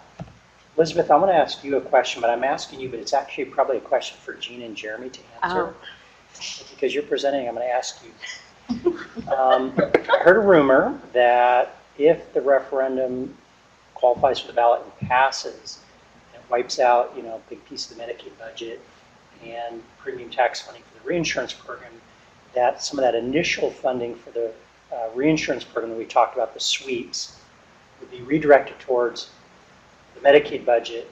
Question for you and others is that allowable by law under the bill that you just outlined? And question for Gene and Jeremy, is that really under discussion in the executive branch? And is that something that the Health Insurance Marketplace Advisory Committee, which has a vested interest in the reinsurance program being successful for reasons we talked about earlier, that we would have some input into that? I can take a stab at it if you want. So the short answer is no, it's not under discussion in the sense that there's no plan developed in terms of what a contingency is if that revenue disappears. I think LFO will be looking at all the different various pieces. Eventually we'll have to as well, but there's no, I would say there's no decisions or a plan one way or another to look at. Those discussions have not started yet about what potential options would be. I think there's a clear recognition of the impact that if those dollars were used, the impact that would have on the commercial market. But on the other hand, there's not. If that revenue goes away, the revenue goes away, and then there's some tough decisions that have to be made. What was the factor that got got added to the rates for the reinsurance? 6%. 6%. 6%. So to add on to that, the OMIP funding and the additional assessment funds that's part of a one-time sweep into the Oregon Reinsurance Program, that's been earmarked for the ORP, and the Oregon Reinsurance Program is happening will happen if we get the waiver approved. So this referendum is towards the assessment fee. So this addresses the funding for 19 and beyond. So that funding is earmarked for the reinsurance program, and it's just waiting for approval of 1332 waiver. So that's one of the reasons why it's not part of the conversations, because it's still earmarked. That's excellent. I appreciate that clarification. And the only, I mean, I totally agree with Chi. The only thing I would just add is that ultimately there's a legislative conversation that needs to happen, and so. But there's been no discussion on the executive branch about moving those dollars one way or the other. Right. I wouldn't want to give the impression that couldn't happen, because we don't know. I mean, right now, that's not what we're talking about. None of the parties that are part of this planning process have that in mind. It's totally what Chicky said. But the legislature, if they have to fill a hole, they know that pot of money is there. You can tell from my question that I am trying to ensure that could not happen. There is never a guarantee, Dan. So the only thing I would mention is, of course, the timing, because of the marketplace timing of open enrollment and rate setting, just long behind us now. It is just imperative that apple cart not get upset by any disruption in the reinsurance program. That's why we have superpowers. That's why we have superpowers. But this is money. This This is not triggered by a federal action. This is a state action, and so 2342 wouldn't work. Unfortunately, can't tell folks that. I hear we you. are aware that the rates were set with this program in mind. And one of the reasons it was helpful to have Chicky's comment and my comment and others is I wanted it on the record so that if the discussion does come up after the referendum, that the Marketplace Advisory has been really clear about our goals for the marketplace and the plans on the marketplace. Right. I'll also mention, if I didn't earlier, is that the creation of the reinsurance program was included in the bill. It was not among the elements included in the referendum. So the authority and the instruction to operate a reinsurance program just how remains we're one just way or talking about another. funding, but that's a clarification. Jesse, did you want to jump? I was just going to point out something I think some people are finding confusing about this referendum. And I think we all, assuming that this is going to wind up on the ballot, which, I mean, who knows, but assuming that it is, we all have to wrap our minds around this. What the vote will be is to preserve 2391. So voting yes means voting to preserve House Bill 2391. Voting no means repealing 2391. So a lot of advocates have been talking about opposing the referendum, referral, because they don't want this to go on the ballot at all. But if there's a campaign around this, it's going to have to be a yes campaign for those who want this program to stay in place. That's a good point. In fact, I was thinking of that as I was just describing it. When I say, reject the effort is to preserve the funding, and That's exactly how it's written, is to keep the assessment is a yes vote. Something else for her to go. each Door to voter door by vote. voter. Door by door and say, yes. Yeah. Shannon, Claire, Maria, and Shauna, hopefully you're still with us. Questions before we close this out about any of the legislative topics that Elizabeth covered?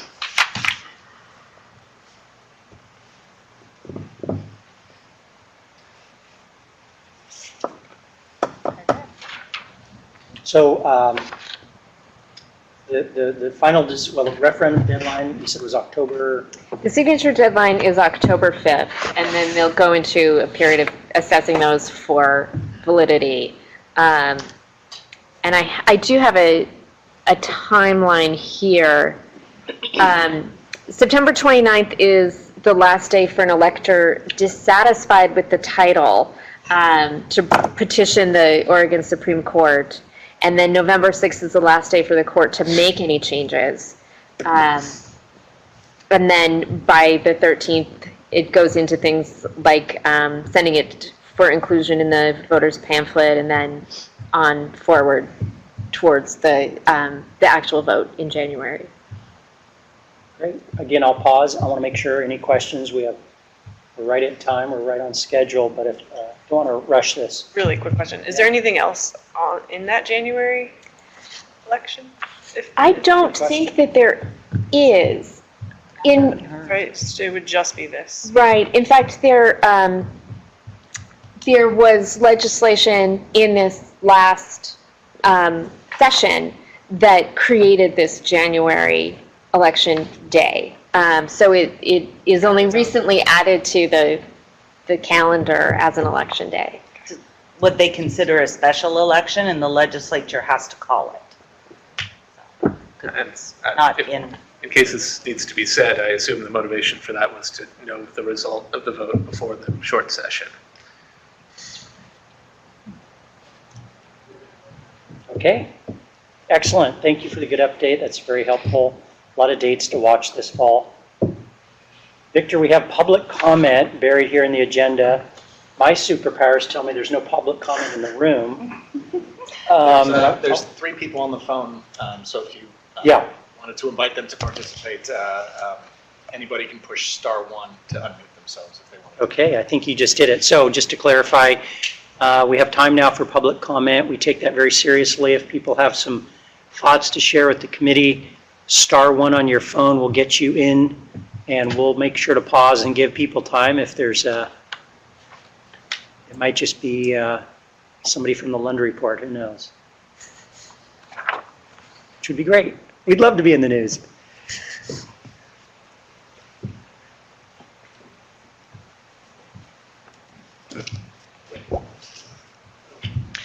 So I think what we'll do is, if you gentlemen are ready, we'll move on. And I think Victor and Jesse, I'm going to be leaving a bit early, and Jesse will take over the gavel, if you will. This is the gavel, by the way. You might call for public comment again at the end if we finish early, just to make sure. Some people may join us at the end, or just want to be respectful of people. Dan, just a quick question before we move on, just because interim session is, I mean, we're having interim sessions right now, getting ready for the short session. Are there legislative things coming up that we should be aware of for the short session that the interim hearings are addressing? For the It's early. Early for that, probably. Yeah, but the way the short session generally works is the governor gets 5 bills, and then each member only has a limited number of bills. So it's very one this time, isn't one. it? Yeah, or one. For some reason, I've heard that. That's number, right. but- and they have to submit. All bills have to be submitted November. I don't know what exact day, but anyone that's submitting a bill, and only the governor and the legislators get to submit a bill. Right, and I'm just wondering if there's any scuttlebutt as things that would affect. I haven't heard. Okay, all right, thank you. So the only thing I would flag for everybody's calendars for February session is for those that have signified their interest for reappointment and have submitted all their paperwork, confirmation to the Senate. Once it goes through the whole process with the governor's office, will be in February. Excellent. Thank you for that reminder, and I'm sure we'll get more reminders from you. So what we're going to do now is we're going to start to dive in a little more narrowly to 2018 exchange operations. So this is really the meat of our agenda today. And that's going to come in two parts. I think the first part is we're going to hear from Tim Hinkle and Steve. How do you pronounce your last name? Koyman. Steve Koyman from DFR. And they're going to sort of give us the picture of the plans, the rates, the process. We're at the tail end of all that. A lot of work's gone on. You guys are going to lay that out for us, which is great. Take about 20 to 30 minutes to do that. And then we're going to close with a discussion around the outreach, education, marketing plans. Jim, I know that was your issue. So those two really go together. It's what does the exchange look like, the marketplace, going into 2018, and how are we going to get a lot of people to sign up? At least 155,000. Okay, is that our target? That was our 2017 enrollment, as of the end of open enrollment number. Yeah. So that's kind of the next hour or two of our time. With that, let me turn it over to Tim and Steve, and I'll let you guys divide up the time. And we have an Yeah, so this is the attachment we've been working off of here. And I thought it might be interesting, just for starters, just to look at the coverage first. And I thought you guys might find it interesting if I gave you just a little bit of context. Go back a couple of years, just to give you an idea of what's really happened in the market. So in 2014 and 2015, we had 13 carriers submit rates in the individual market. Now all of them were marketplace carriers, but there's a mixture of on marketplace and off marketplace. At the end of 2015, we lost 2 carriers. They both exited the market altogether. That was Health Republic, one of the co-ops, and Time Insurance Company. They just pulled out of the ACA nationwide altogether. But we did have a new entrant in 2016, which was Zoom Plus, or at the time I guess they were Zoom without the plus. In 2016, going into 16. Going into 2016, but they focused just on the Portland metro area, and they were an on-exchange carrier. And at the end, or excuse me, at the midpoint of 2016, the Oregon's Health Co-op became insolvent and stopped operations. And at that point, the marketplace mapped the members to other carriers and those things. So those members moved on to other carriers. And so now at that point, we were down to, I guess, 11 carriers. And then starting in 2017, LifeWise decided not to participate in 2017. So they pulled out, and I believe they only operate in Washington and maybe Alaska at this point. I can't recall. Zoom stayed in the market, but not in the marketplace. So they decided to just be a direct-only company.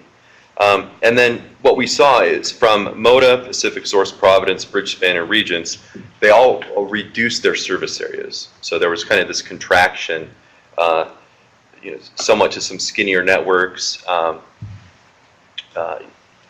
lot of it is contracting issues and just to reduce risk, just to avoid uncertainty. However, during the rate review process, and actually after the rate review process, during the reconsideration hearings, Providence, Bridgespan, and Regents decided then to go back statewide. So that's where we are. So as 2017 is about to end, and we're going to go into 2018. Then we can go ahead and take a look at this picture here. Tim, I just want to pause, and I think most people know this, but some people may not be as aware. I just want to acknowledge the role of DCBS in general and DFR in particular, really working collaboratively with the carriers that you mentioned. Yeah. To get them back in the marketplace. I want to acknowledge the carriers who are agreeing to really hang in there. Mm-hmm. But I think DFR it's been a great example, and I don't know that the other 49 states have operated that way.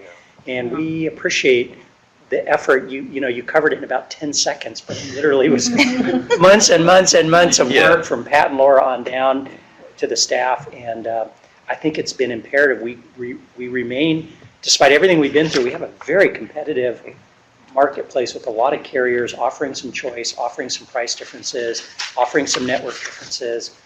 And I think it's the approach that DFR has taken. Appreciate that. Yeah. Did we miss a picture of this year too? Oh, yeah, well, I was about to get to now 2018. Prior to the 2018 filing season, Zoom decided not to participate. And then during the rate filing season, kind of as the rates first came in, Atrio, who at the time they kind of had this little bit of a carve-out area with Klamath and Deschutes down there, they decided to pull out.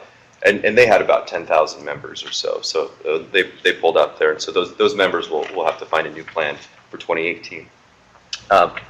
So here we are today on these last two pictures. We have all counties have at least one carrier that goes to the marketplace. And so Providence is a statewide carrier. They exist in every county. We did have some shrinkage with Bridgespan and Regent. So remember how in 2017 they were statewide. In 2018 they shrunk down to areas 1 and 6. So area 1 is the Portland area, and area 6 is kind of the eastern Oregon. So they remained in those two places. However, with Bridgespan they decided to stay on exchange in the Portland area only. So they're no longer on exchange in eastern Oregon. So that's why you see, if you take a look at the picture, you see that there's Portland's got quite a few carriers, and most of the counties have at least two carriers. So there is still this competitive market. Two of the counties, however, Lincoln and Douglas, are down to just one carrier. And I do want to mention that Lynn and Benton counties, even though it shows Kaiser in Lynn and Benton counties, Kaiser is not completely in those counties. So Kaiser has kind of a partial county service area in those counties. So parts of Lynn and Benton are just down to one carrier as well. Tim, can I pause you there and just ask, one of the things this group had talked about, and I know Pat and Laura had socialized the idea of trying to create additional incentives to get carriers statewide or into some of those other counties. We had kicked around ideas like, if you want to compete in Portland, you got to be in other places, and that was on that long list of items that Ken mentioned earlier. It doesn't sound like for now we need to go there. DFR has been able to keep carriers in the marketplace. We're not going to have to go into sticks and carrots to get people, at least for 2018, obviously. Well, and then one of the sticks and carrots kind of already was the 6% reinsurance. I mean, that would help reduce the risk and the exposure some of the carriers would see, and then I think that helped some of the carriers be more comfortable staying, kind of with a broad. So without obviously revealing any confidences, you feel like the reinsurance program was instrumental, particularly in maintaining statewide coverage for the carriers that are statewide? Well, yeah, I believe so. Good. I believe, yeah. It helped. So maybe you just answered that, but are there things going forward that will cause some of these other carriers to change their plans and become active? Do you think? Are there things that we could do, or the state can do, or the federal government, right, to increase the choice in those other counties? Well, Tim, do you want me to express that as those other carriers? Yes. We were trying to leave you out of it. No, I actually want to be in it. I can tell you, one of the problems here is the timeline, right, when you're filing rates. So 16, in our opinion, the individual market experience had not changed.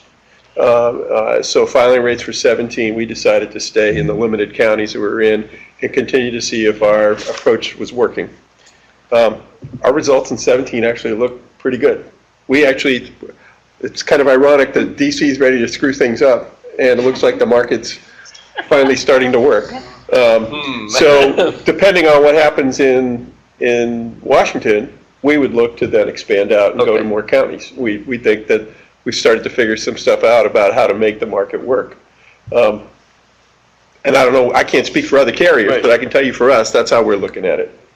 Now, if they go and pull subsidies and individual mandate and everything else, that becomes a whole different situation that we need to look at. Ken, this may not apply to Pacific Source per se, but using your industry expertise, could you comment on the on-exchange, off-exchange dynamic? Because we still have at least one carrier that's pretty committed off-exchange. Yeah, How I do we can get tell them you, on the exchange? our view really since the beginning of the ACA is, going into 14, of course, nobody knew, is that other than the fact that on-exchange has subsidies and off-exchange doesn't, our experience does not vary.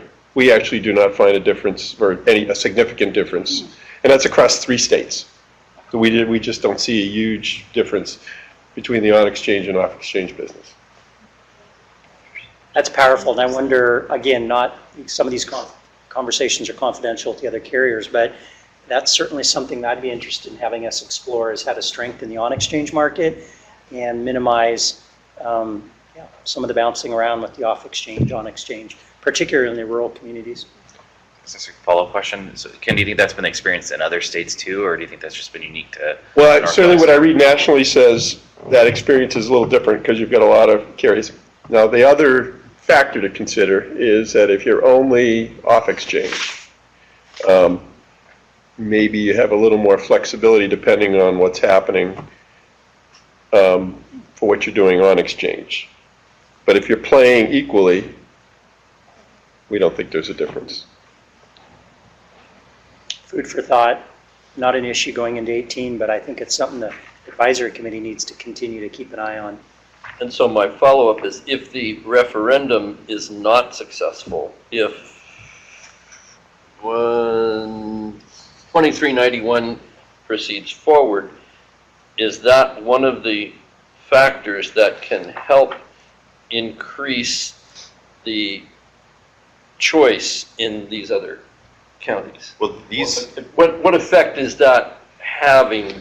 What effect is the referendum or the potential having on expanding choice in the other counties? So Actually, that's a great question. Go ahead, Jean. You want to say? But I think what it's more focused on is not really creating more choice necessarily, but actually making the market more stable so Okay. that the choices that are there aren't at threat of being taken away every year.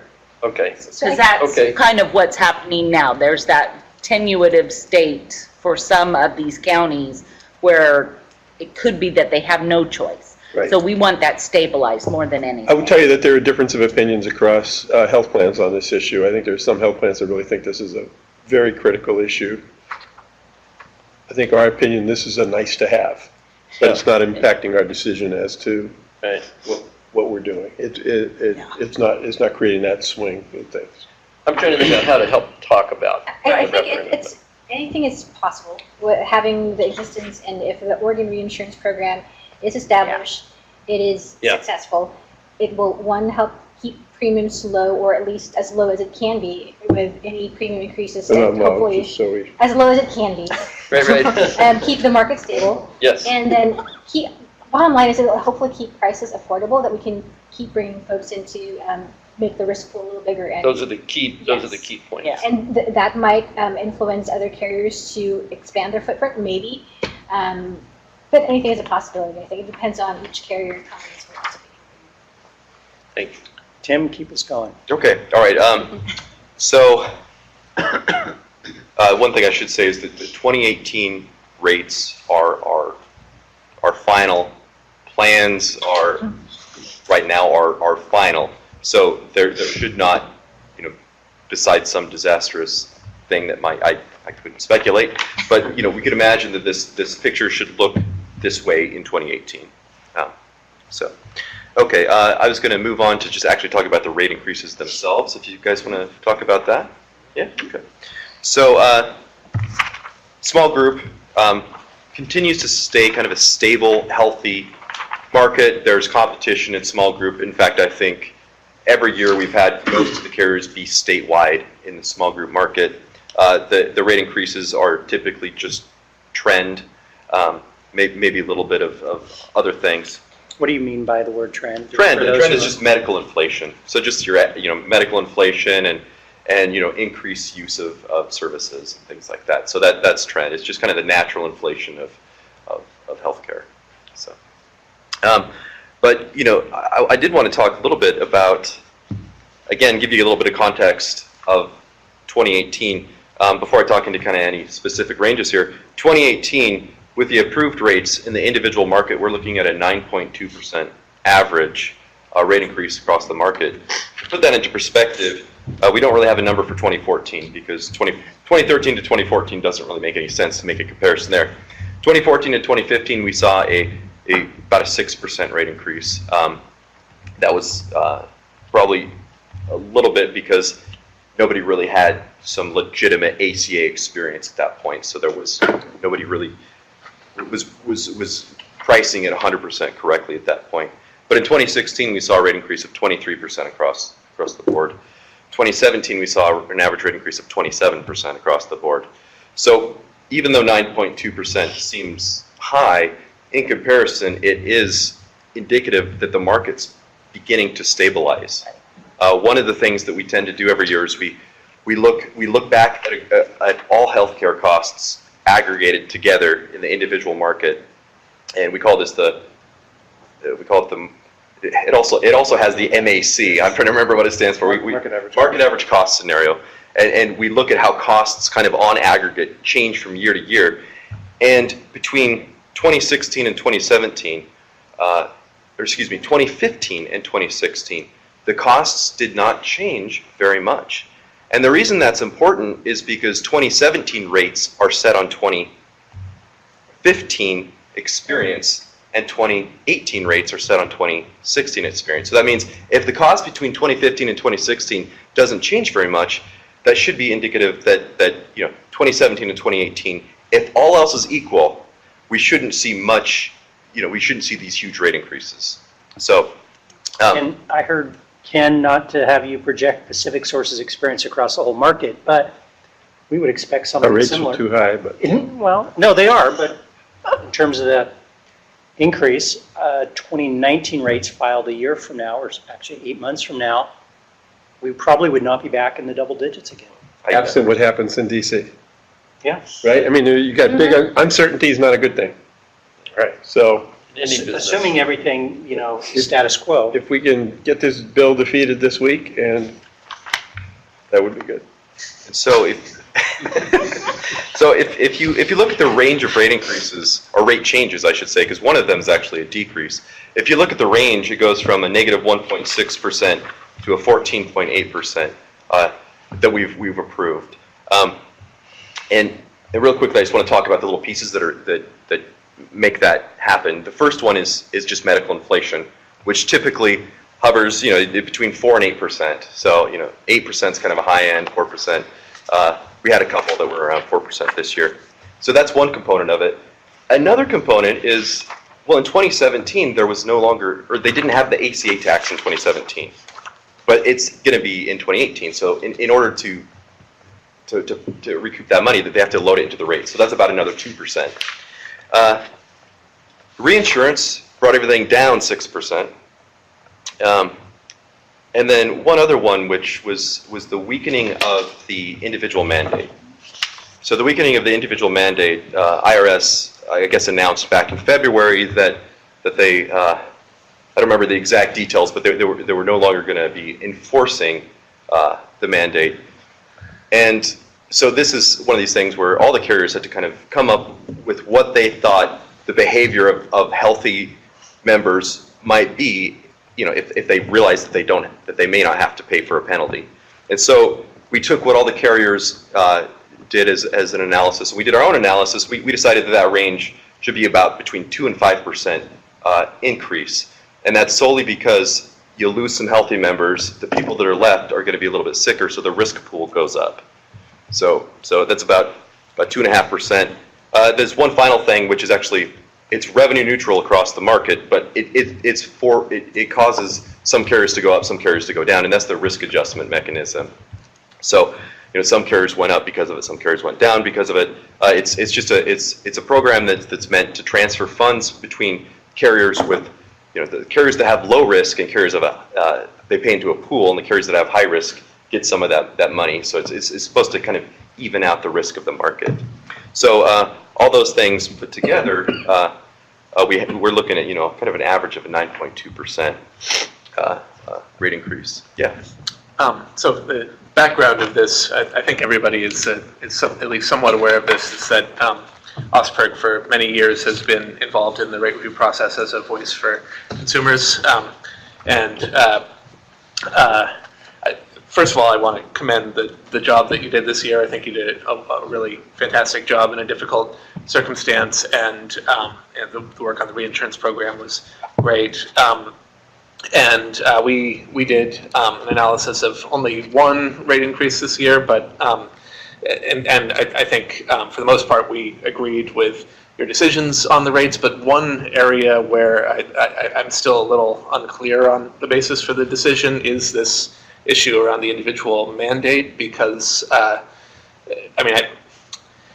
think it's very difficult to judge what the impact is going to be for a variety of reasons. Like the actual policy is unclear, like how it will affect consumer behavior is extremely unclear. And I think looking at what the carriers said and trying to come up with a reasonable range of impacts is a reasonable approach. But one of the things I wonder about is, it seems like one of the mechanisms whereby that would lead to higher rates is just that there would be less enrollment, right? There would be a degradation of the risk pool because it would shrink because fewer people would sign up. But I mean, the marketplace is explicitly committed, as Chicky just recently said, to making sure that enrollment stays at least as close to where it was as possible. So it sort of seems like there's like the two parts of DCBS are almost like talking past each other about this. I can actually talk specifically to that. So the rates are based off of the risk pool, which is not necessarily just marketplace members. True. So what we've seen in the past several years, or at least the past year or so, the on-exchange membership does not fluctuate a significant amount. The off-exchange membership is steadily declining. So we do see evidence of even though there's great efforts to keep the marketplace enrollment, the off-exchange market is slowly declining, and we see some slight risk differences between the on and off marketplace members. So I wonder if we can pause there. I'm looking at Shannon. I'll ask Shauna if she's still available. And I know it's early before open enrollment. Are you hearing some buzz about the mandate? Are you getting questions from customers saying, I'm not going to do it this year, the mandate's gone? I'm just curious what you're hearing. Definitely. I would say from the moment that was released by our new administration, we had clients who wanted to cancel or thought it doesn't apply anymore. Or so I think it's going to definitely affect enrollment, especially for clients who don't have a reputable resource to get the correct information from. So, Sean, any thoughts on that? Your population? We're worried about the people we don't see because Yeah. of this. This really just less people are going to reach out to us and respond to a message from the marketplace, and a lot of people are going to be coming in January as well, trying to recall. Yeah. And stuff like that. Yeah. So yeah. One quick question, just when you talk about the risk, is it really just age and gender, or like what kind of? Is there some fancy complex? It actually is pretty fancy and complex, but so the risks are kind of how healthy the membership is. Yeah, it's how much the members use. So like a past services. utilization. Yeah, exactly. Yeah. Okay. Yeah. Just a follow-up to my previous question, it does make sense that the risk pool is changing maybe more because of the off-exchange population, but and maybe I'm just completely wrong about this, and maybe we don't know, but my assumption had always been that the off-exchange population was declining because more people were going to the exchange, so that wouldn't necessarily affect the risk pool. But I mean, do we know whether that's true or not? I'm not able to track members where they go, so I can't answer that question. Yeah. we have that data that's collected as a storefront agent, where DCBS is collecting how many members did we have off the exchange that moved on the exchange. So I'd expect that in that little population group, as far as storefront agents, some of that would be available. I think some of the offset goes to Medicaid too, so it's not going to be perfectly right. I think with also the economy stabilizing, a lot more folks are maybe getting jobs. So it's really hard to track. To Tim's point, we don't have the tracking mechanism to see where folks are going. My hope is that they're just going to somewhere with coverage. Yeah, fair point. Since I had a question about the rates. I know that the plan design for the standard bronze changed pretty dramatically to not include copays. can carriers price their products differently? Like, can the silver have a different rate increase than the bronze or the gold, or does it? Absolutely. And so did you see, I was expecting to see a smaller increase on the bronze because of that. I mean, that seemed like a significant shift in the exposure the carrier has when there's no copays for things at all, but it didn't seem like the rates reflected that. Yeah, I mean, there's other mechanisms at work. You know, the bronze plans are kind of more susceptible to what's called deductible leveraging. And so that might offset that a little bit. But, you know, it's hard to say. I don't have the information in front of me, but I think, you know, kind of the rate increase was roughly the same on all plans together. Do you also have a sense of how many carriers are going to be offering a non-standardized bronze plan that still includes those copays for services? If I had my computer, I could answer. I could answer to right now, but I could get back to you. Okay. Like, yeah. Yeah, I guess one of my frustrations with all of this is the lack of data we have, and this is great that it's a silver 40-year-old, and I know we've seen some data in the past or information in the past that was across all levels, all metal levels and plans. But I'm wondering if this can be somewhat deceptive. I mean, I happen to be an exchange buyer or a marketplace buyer of insurance. I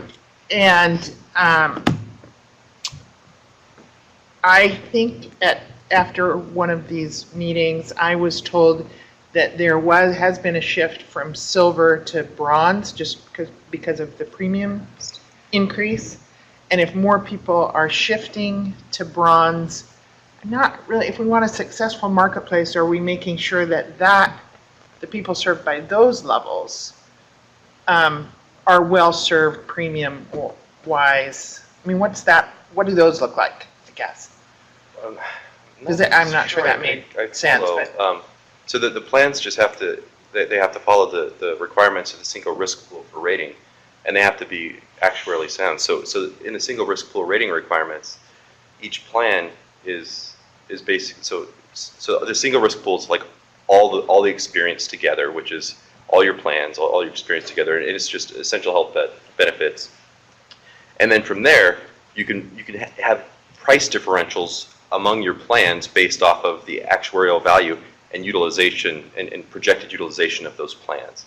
And so just by nature, the bronze plans are going to cost the appropriate amount. I'm not certain. Sure, Cindy, if I'm following your question correctly, are you worried about folks who move from a silver plan to a bronze plan experience less services? Have access to less benefits? I certainly know people who simply won't access. I mean, they have a mandate to buy health insurance, but they won't use their health insurance because it's expensive to do so. Sure. And where do we, in my opinion, that's not a particularly healthy marketplace for healthcare. That's a great insurance marketplace, but not healthcare. And so, where do we see that churn? That this is a great silver plan, and I get the cost side, but are we seeing shifts to? That's what that's what I'm curious about. So I think from the experience that the carriers have shown, I think we've seen some of that. So the bronze experience has kind of increased a little bit in volume compared to the silver. But I mean, that's just off the top of my head. I know that on the marketplace, silver is still far and above the plurality, if not the majority, of the enrollment, and that's because of the cost-sharing reduction. So that those people are basically paying a really richly APTC subsidized premium for a silver plan, and they're basically getting a platinum coverage. So the people who would be in those bronze plans are likely above 250% of poverty. And honestly, maybe, and I think the insurance agents have a lot of insight on this, very often are making a very rational, appropriate decision for their circumstances. Yeah. Right. And, in pre-ACA in Oregon, maybe not for plans like Kaiser, but for many other plans, bronze plans don't look that different in terms of total cost sharing than many of the plans that were sold on the market and individual prior to the ACA. In fact, mention that on the, at least the, what will now be the non-standard bronze plans, they're often the plan design does have a certain number of visits, including all preventive care, that are not subject to that deductible. And I do think there's a fair amount of consumer education to be done, that the deductible does not always mean the hurdle you must clear before your plan pays. That there there's some consumer education to be done. In front of the deductible. Right. But I guess part of it is I'm trying to make sense. So if there's a shift to bronze and there's no cost sharing, are those people likely to go off the marketplace to the private plan? And does that affect what we're doing? I mean, I don't know nearly as much about the dynamics of the marketplace. Those plans are at the same rates, right? Yeah, the on and off exchange plans are they're required to be priced identically. So if you went off the exchange, it would cost you the same. The only way you could get different price would be to go to a different carrier. Right. Well, just so my experience has been, it's not been particularly easy to go through the marketplace, and so if I'm not getting a subsidy, I'm not getting anything from the marketplace, is it easier for me to just deal directly with an insurer? So that I'm trying to just make sense of the churn in the market. That's all. So if a young, healthy person is on a silver plan and decides to choose a bronze plan instead, they're still within the same risk pool, but they're now putting less money into the system. Does that create a risk of negatively affecting the risk pool, in effect, by putting less money to the system if young, healthy people are being pushed towards bronze plans by economic forces? I mean, in theory, they're also costing the system an equivalently smaller amount of money, so it should equal out. I mean, in practice, I'm On sure a there's state level, though, they're also not bringing the CSRs in, they're bringing a lot of this money into our system, though, and that would still be, the state's going to have to still help the healthy people with all, or the sick people with all of the same pool of money, and if we're bringing less in due to people choosing bronze rather than silver plans through, just on a state level, it's different than. I actually had that same thought when you were mentioning, you know, the 2015 to 2017 total costs staying consistent, and it was okay if the costs from this year to this year, you know, those aggregate costs, claims costs were the same, but what about like the denominator of the premiums coming in? What if that dropped, but the claims stayed the same? Would that trigger a rate increase? Which I think is similar to what you're saying about if someone moves from silver to bronze, their claim stays the same, but they're, you know, like on a cost benefit, their cost stays the same, but the But benefit. in theory, if they go from a silver to a bronze, their claims wouldn't necessarily stay the same. Oh, I see what you're saying. Okay. And it's easy to talk about the system, but at the end of the day, the pools are sitting at the carriers. So if you're getting, as you said, less premium on the bronze, that technically will correlate with a lower level of claims. And so, I mean, what's more concerning is if there's some weird selection. And I think some carriers have had a little bit of that experience with gold plans. Which is why you don't see a lot of gold plans on the market, because maybe people selecting those plans know that they're going to have a real high level of benefits and paying high premium for that high level of benefits, and you're going to blow through that deductible or whatever, and you're going to be into that situation where you're going to do well. But selection to me is the bigger issue than the total money in the system. Okay. And that's what I'm trying to understand is, so premium increase, so what's the churn? You know, you go from silver to bronze, and it's been a continual frustration of mine. So that's going to be, I have just, go ahead. Oh, sorry. So choosing a bronze plan doesn't affect, because the decrease in claims when they go from a silver to a bronze shouldn't affect the health of the risk pool as a whole, despite them not putting as much premium into that. Or the actuary, but I don't it shouldn't. And that's the way that it's priced. Okay. Yeah, I was going to say, but from a consumer perspective, especially this year, like the bronze is changing to no copays. It's going to be an HSA compatible plan. And Cindy's saying what consumers are going to do. If I have to meet my deductible to go get my toenail that's infected looked at, I'm probably not going to go and wait until it's an emergency room visit. And will that adversely affect the cost of claims overall, because we're going to go back to people aren't seeking care for routine small things, not taking their medication because they can't afford it and having a heart attack, you know? So I was so disappointed to see that plan design this year. So disappointed. That's what I'm,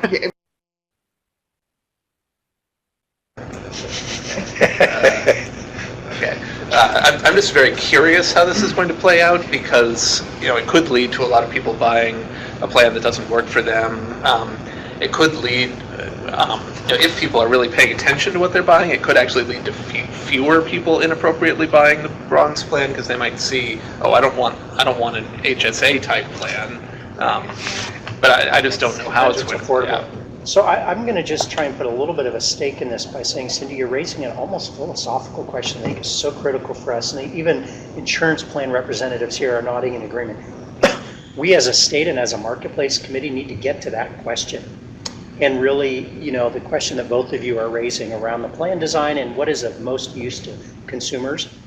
And I think the hope there is that each year as we get a little closer to long-term stability, then we'll start to turn our attention to that. But frankly, we've been consumed by, do we have coverage in the states? Do we have carriers who are not going bankrupt? We've lost several, others have pulled out, and without that you don't have a market. But so I would ask you to keep asking that question, keep pushing us in that direction, because that's absolutely the discussion we need to be having long term.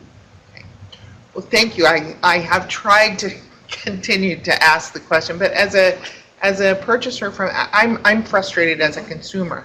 I get we need a healthy exchange or marketplace. But I'm pretty frustrated as a consumer. Yeah. So let's ask you guys to keep going. Is that it, or you got a little bit more you want to cover? There's one other thing I was supposed to talk about, but this is really quick. I can just cover really quickly. We have time. So this was regarding the CMS changed its deadlines for, you know, when the rate filings were due. And so originally they were due, they were supposed to be complete in mid-August. But toward the end of July, we started to hear some things that CSR payments may not be made. And then there was a lot of discussion, you know, between CMS and the states. And CMS decided then it was going to extend the rate filing deadline out to yesterday. Finalizing yesterday. Yeah, well, finalizing, yeah, yesterday. And so we had a contingency plan in place if the CSR payments weren't going to be funded. And so our contingency plan was if there was an announcement prior to 9/20, which was yesterday, that we would require that the carriers all load 7% into their silver plan. So increase silver plan rates by 7%. And what this would do is this would have the mechanism of increasing the benchmark plan enough to where the federal government's tax credit payments would more or less offset this payment. So the carriers would be made whole, and the members that were getting a subsidy would still get their subsidy, and it would hopefully, you know, work out with the least disruption possible. So yesterday it was closed. The rate filing timeline was closed, and so our rate review window is now closed. So any announcements from the feds or anything that's going to change with that might affect rates, we're no longer able to, via the rate review process, open it up and just make a quick change. And so anything that happens now after this point, we would have to call on 2342, House Bill 2342, in order to make any changes. Yeah. Any questions on that?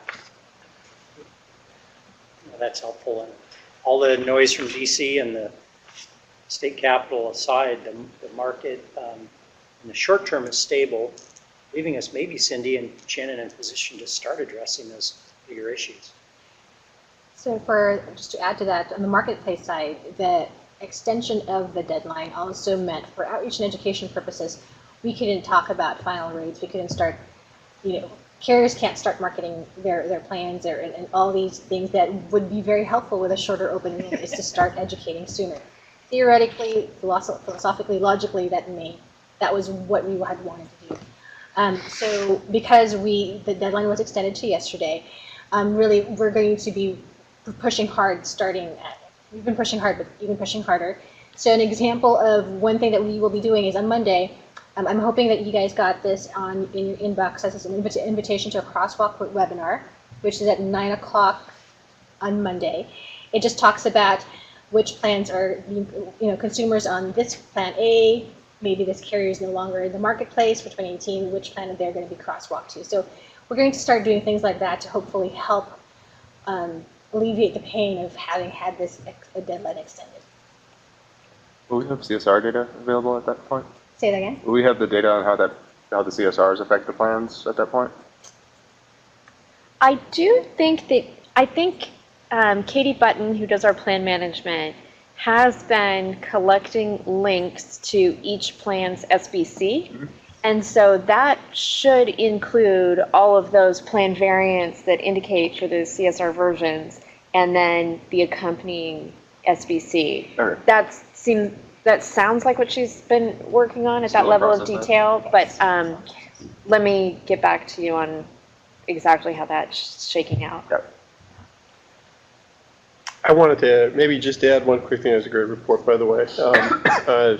There was a discussion in here, it was back a few meetings, I think we were in Ben, I think I was on the phone, about the limited number of plans in rural markets and whether that was saying something about providers and those rural markets. And I wanted to just share a little bit of experience that I think says that this is not a problem about problem providers who aren't working together. So one of the places that we focused on is Central Oregon, and we probably have about 70% of that market this year. And that's been one of the markets that's really indicated that there's an ability, that this market seems to be stabilizing. And I can tell you that a significant part of that is the way the providers in that market had worked with us to make that happen. So I don't think this is about urban versus rural markets. I mean, the reality is costs are lower in Portland than they are in other places, but it's not about whether providers are willing to cooperate to try to make something happen. I think there's opportunity there to build on. It's actually really good to hear. Yes. Is it just, does Greg Walden hear that? Oh, Cindy, you had to go there. You're trying to get me in trouble? I mean, any program takes time. We're, in the third year? And so is he getting that? Shannon's from his hometown. Yes, and I've sent him emails I and think right now the town halls. experience is just emerging. I will tell you that given this is more from an insurance company standpoint, but given what our experience had been in the individual market, we were a little cautious going through the year. We had 3 good months. Well, we had 4 good months. Yeah.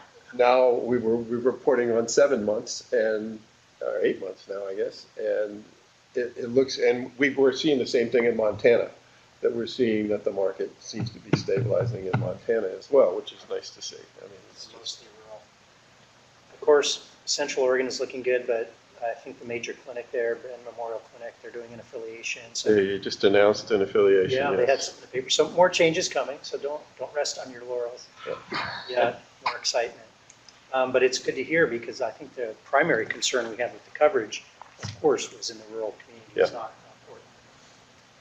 I was in Walden's office in DC last month, and one of his aides, who's the son of a judge over there, was telling me that it's a train wreck. That in Central Oregon, healthcare is a train wreck. The carriers, the providers, it's a train wreck. That's all I hear. That's a narrative.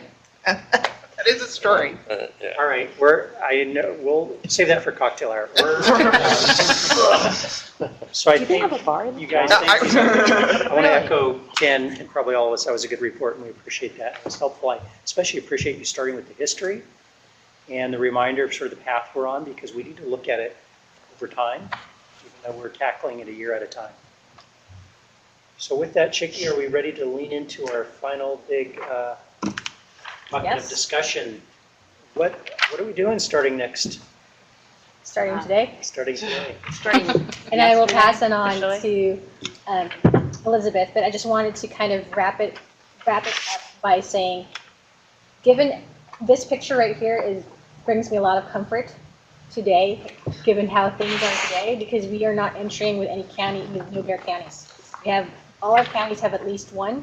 most of our counties have 2 choices, and that's more than what we can say in comparison. Other states have a bigger problem. So I'm very happy to hear between DFR's work and our carriers' partnership, that things are looking pretty good, trades-wise, representation. And with that, now that we know we have a solid product to sell in the marketplace, I'm going to turn it over to you, Elizabeth, to talk about how we're going to try to sell our products in the marketplace. Yes, sure.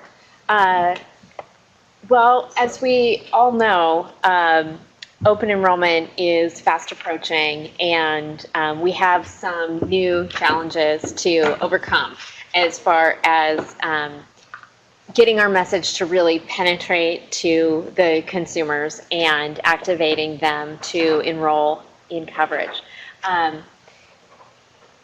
Slides, we'll come back, but we don't. We've gone up. Yeah, you've got them, and they're really just to help track. They're not terribly visual. For my purposes in communications, I always like to start out with very clear goals, and our goals are both process goals and outcome goals. The key outcome is to get the enrollments and the re-enrollments, and that is that's vital, not because we're in a competition with other states to increase the most or hold our ground when other people drop, although we do like that. It's because getting more people into the market is better for the stability of the market, and it's better for those individuals. So our core goal is simple. It's to get those enrollments. But on the way there, some of our process goals are to inform Oregonians about their options, whether that means that they land in a marketplace plan or not, and to foster trust in the marketplace among Oregonians and both general public and stakeholders. We have some key targets this year. Now, first of all, I'll say that, of course, we want to reach every possible Oregonian who may enroll, but resources are not infinite, and so we have to make hard decisions about where to heavy up and where to go lighter, and those are data-driven decisions. And some of the important targets to reach are, the broad category are groups that are kind of under-enrolling. We're able to identify who's under-enrolling based on who's eligible for a tax credit through the marketplace. So not just eligible to use the marketplace, but is eligible to receive assistance, but has not enrolled. So this takes out all the people with employer coverage, this takes out people eligible for OHP. And we were contracted with some think tanks to do this analysis, and we discovered that there are more than 78,000 men in Oregon who are eligible for tax credits through the marketplace, but not enrolled. And that's a huge disparity with women. I mean, especially when you talk about as percentages, we were very successful with women in Oregon who are eligible for tax credits. We have something like 75% of all eligible Oregonian women enrolled, and we only have something in the 40s for men. And that translates to 78,000 men.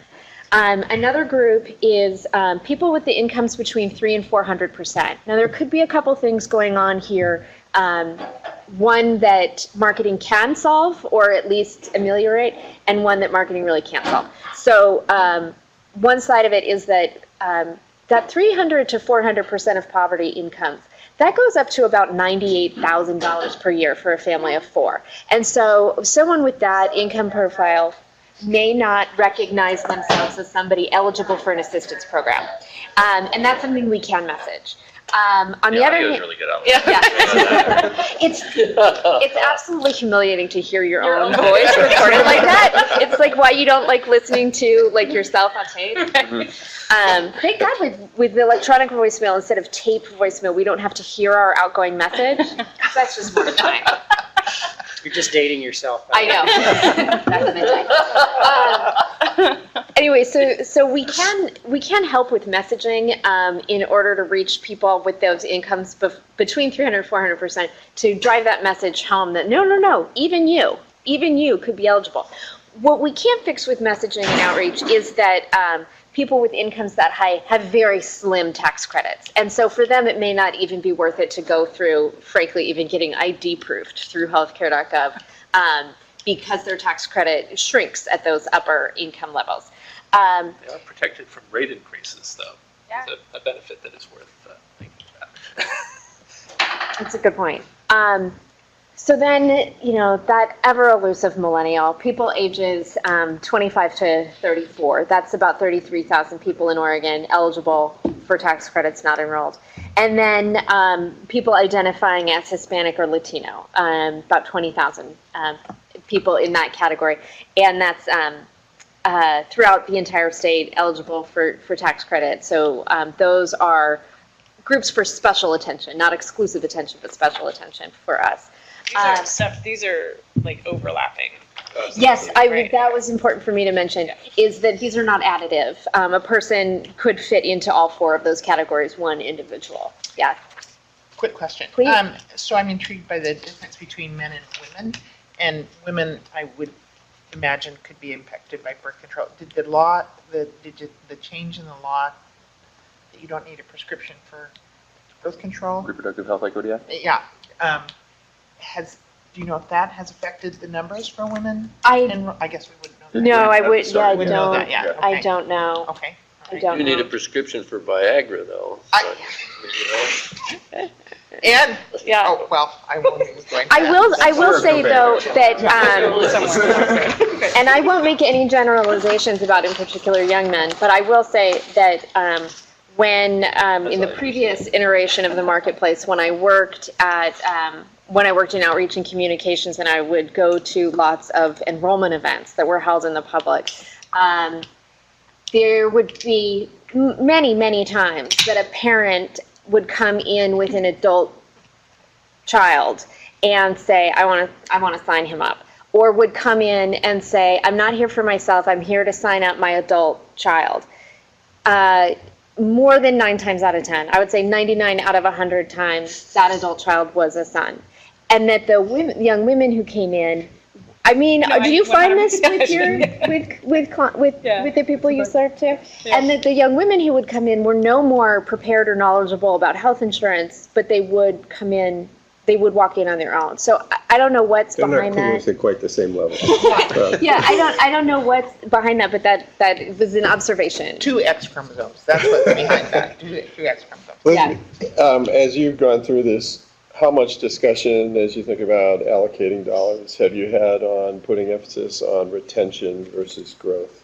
So Good question. that actually we've had a couple interesting, some of them better than others, development since I put together these slides. Obviously, the negative development is everything happening with Graham Cassidy to sort of, muddy the messaging waters.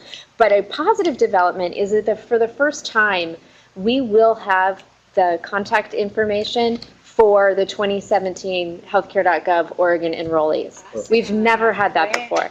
And so what that allows us to do is, frankly, rejigger some of our plans, because now we don't have to, like dropping leaflets out of a plane, do messaging if you're already enrolled, make sure you go in and update and, don't miss the deadline and all of that. And you end up wasting a lot of dollars, when you speak from a megaphone and hope it hits the right people. So what we're able to do is direct mail and email to current enrollees. So we will put as many dollars as it takes and a lot of effort into it, but none of them will be wasted dollars. We're actually messaging to the people. It feels to me, particularly with all the uncertainty in the environment, holding on to people this year is as critical as growing the population. Yes. In fact, it will help grow the population Yes. if we can really keep people in the market. Yeah, and I'm hoping, kind of expecting that that the carriers will do some of that marketing as well. Yeah, so that's exciting. Then the next key targets are geographic, and I won't go through the whole list, but it's the same idea. These numbers are additive, by the way. You can't be in two geographic areas at once. Where our, again, tax credit eligible but not enrolled audiences are. And the top 4 are portions of Clackamas County, so Oregon City, Milwaukee, and Happy Valley areas. These are all, the reason that you're seeing some of these as full counties and some as combinations of cities is because they're based on a census designation called a public use microdata area. And this is just how they shake out.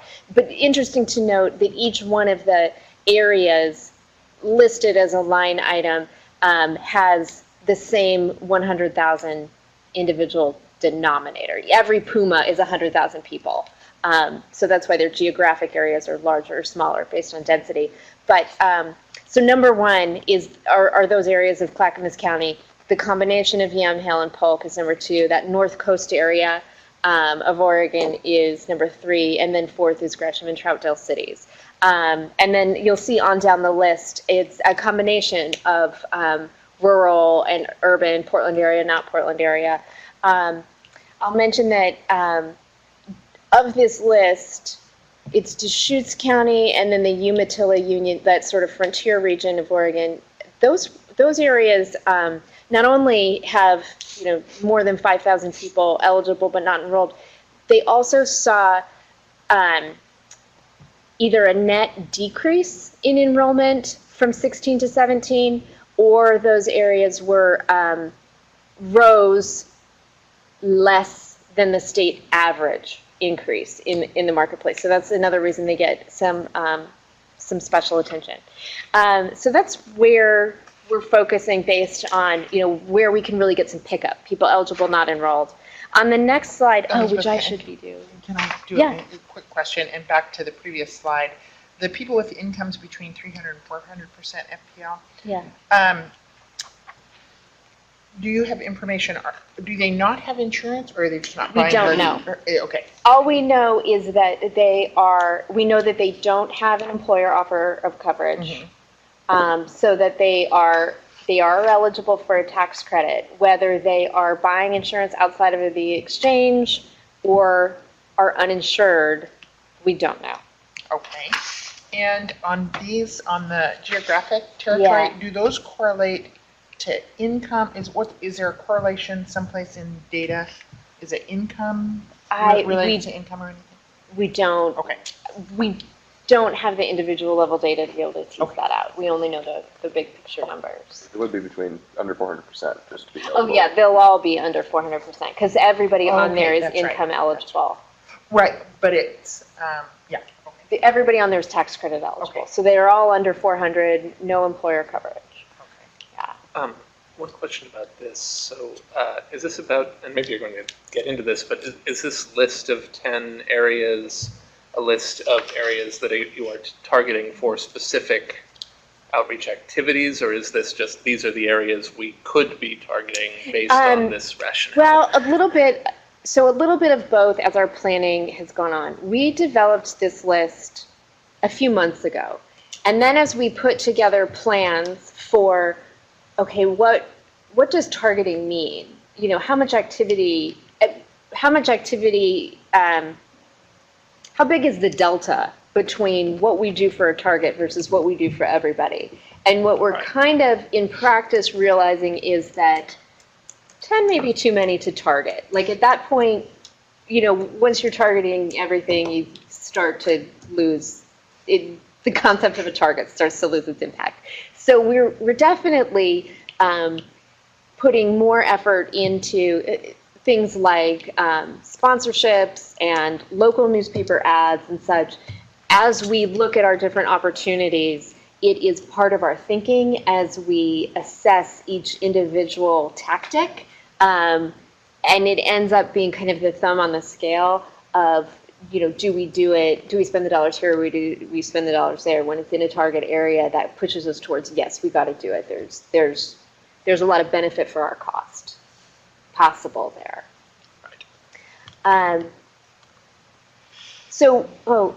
Okay, this is what Victor was telling me about how there's an animation built into these that I didn't realize.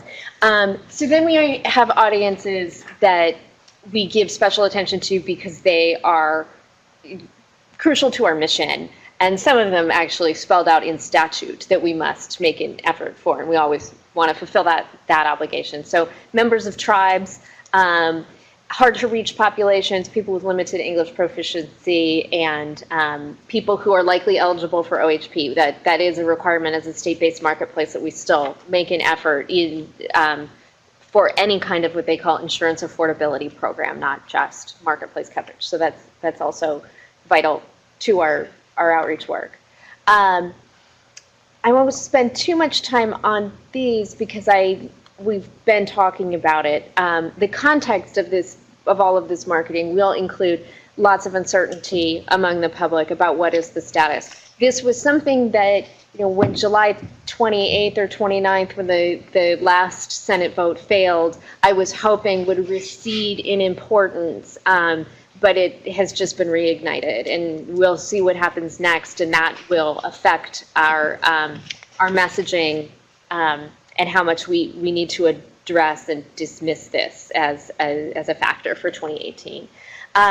The scale back of advertising by our federal partners, I think we all know that there, in previous years, had been $100 million spent by the feds for healthcare.gov outreach and marketing. This year it'll be 10. That will be no television, no radio. It'll all be digital and quite limited. What that means for us is making an effort to fill that gap. And I'll go more into that when I talk about the Do we have tactics. measures of how effective that advertising was? Well, how effective their advertising was? No. And in Spending fact, money is not necessarily the solution. right, that's true. It's also true that a lot of things that are effective do cost money. So I agree. yeah, and I'm glad to hear you talk about effectiveness measurement, because that's important for us to do. It is also it's also very hard to do because you can't do a controlled experiment where the only thing that changes is the tactic that you deployed. So that will always remain a challenge, but something that we're committed to keeping an eye on. My background, in addition to having had jobs in communications, but my graduate degree is in public policy, and so I believe in evidence-based decision making, regardless of whether it's in policy or in communication. So I do want to always look at that data, but it's flawed. One real source we have for that was week 12 and 13 last year after they cut the advertising budget, and we did see we were above our targets for most of the rest of the open enrollment season, and then we fell back after those last 2 weeks. So 1 out of 1 experiments. We still had the greatest increase among all marketplaces in this structure like our own. And a lot of states that were strictly healthcare.gov states, not with the state level component like we have, saw a net decrease, and we did go up by 5%. But we infused some of our own state dollars in at the end there.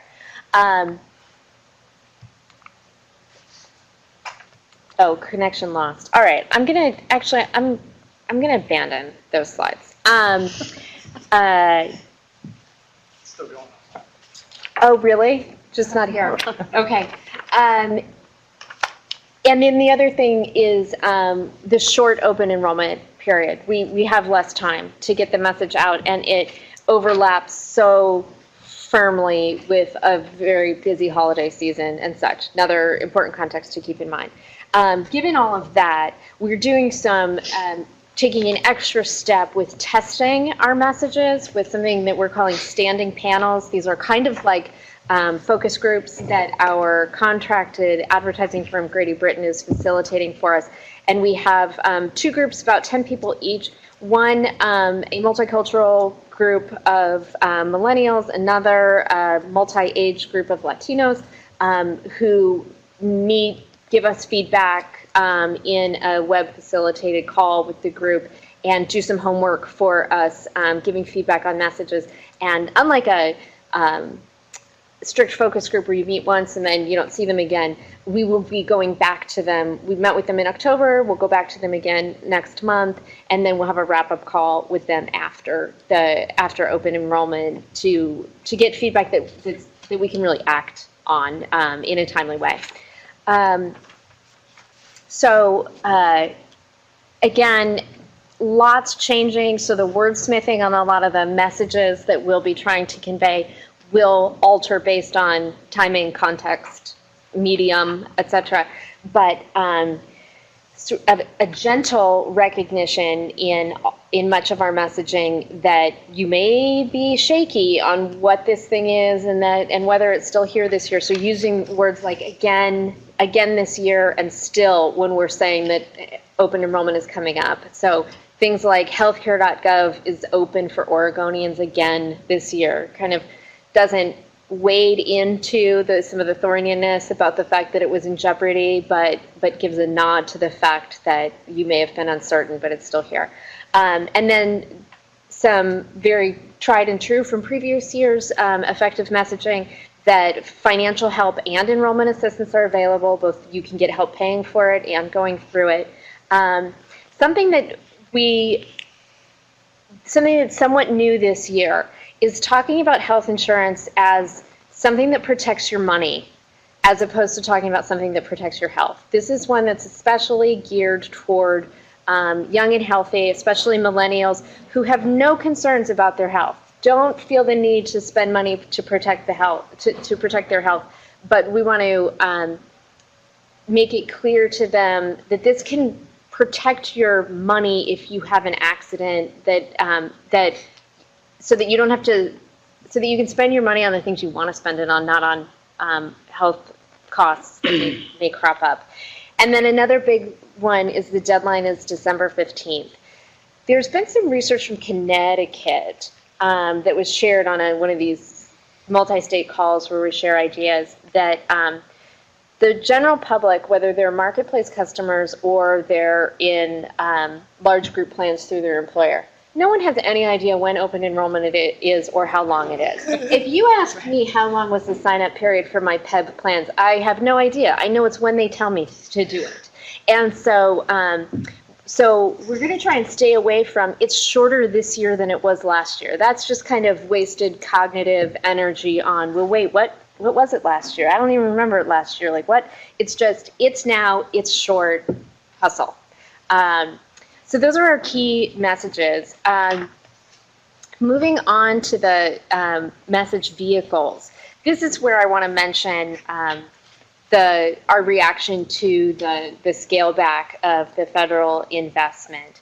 We had already put together a plan and have a contract with our ad firm for about $2.1 million for the full year-round messaging with, as I'm sure you can imagine, the lion's share of those dollars allocated to open enrollment. That contract is slightly more than 50% of those $2.1 million is entirely for paid media ads, so the actual space on websites, in print ads, etc. And then the rest of the dollars are in the creative development and in other services that they provide us, like account management and sponsorships and support to other support to our teams. The original plan in those dollars was a lot of digital advertising. So that's both like banner ads on websites, and it's videos and other styles of ad in things like Hulu, Pandora, Spotify, which are TV and radio online, as well as social media ads, then some paid print ads, and then other investments in radio and print only in Spanish and Russian, foreign languages. And but then when we learned about the scale back, we thought that it was going to be important to try to both do some boosting of some of that and to be on TV, because that's the medium that was being removed by the federal government. Where we are on that is we have some idea. Where we are on that is that we're trying to find the dollars. So scaling back some of the post-open enrollment through the end of the year spending, bringing that down and reallocating. There's also potential for an infusion from other places in the marketplace budget outside of the current contract. It's looking like it would cost about around $400,000 in order to do that. So we're trying to find the dollars, but it is a priority. And really the way that it works with a lot of advertising, but especially on television, is that you really need to get a certain level of repetition and breadth in order for the message to break through. And that if you can't reach a certain hurdle of repetition and breadth, you might as well not even spend the first dollar because it's wasted. It's not going to lock into the minds. And so if we're not able to get to the level of repetition, if we don't have the dollars to do the level of repetition that we need, we will abandon the cable and TV buy concept and put more money into the digital and to the print ads that we're already doing to just make those heavier. Another important audience to support are the community partners and the insurance agents. Shannon was an excellent ambassador for the insurance agents at the Agent Summit that our agent program held, really emphasizing the support that agents can and will use from the marketplace to spread the message. So we also, in addition to having our directly paid vehicles, the insurance agents, community partners, and our own outreach staff also are channels for distributing our message and our materials and all of that. The general look and feel coming up for this year, much of it will stay consistent with the previous years, which will be the Oregon logo, the yellow and gray, like you see here. But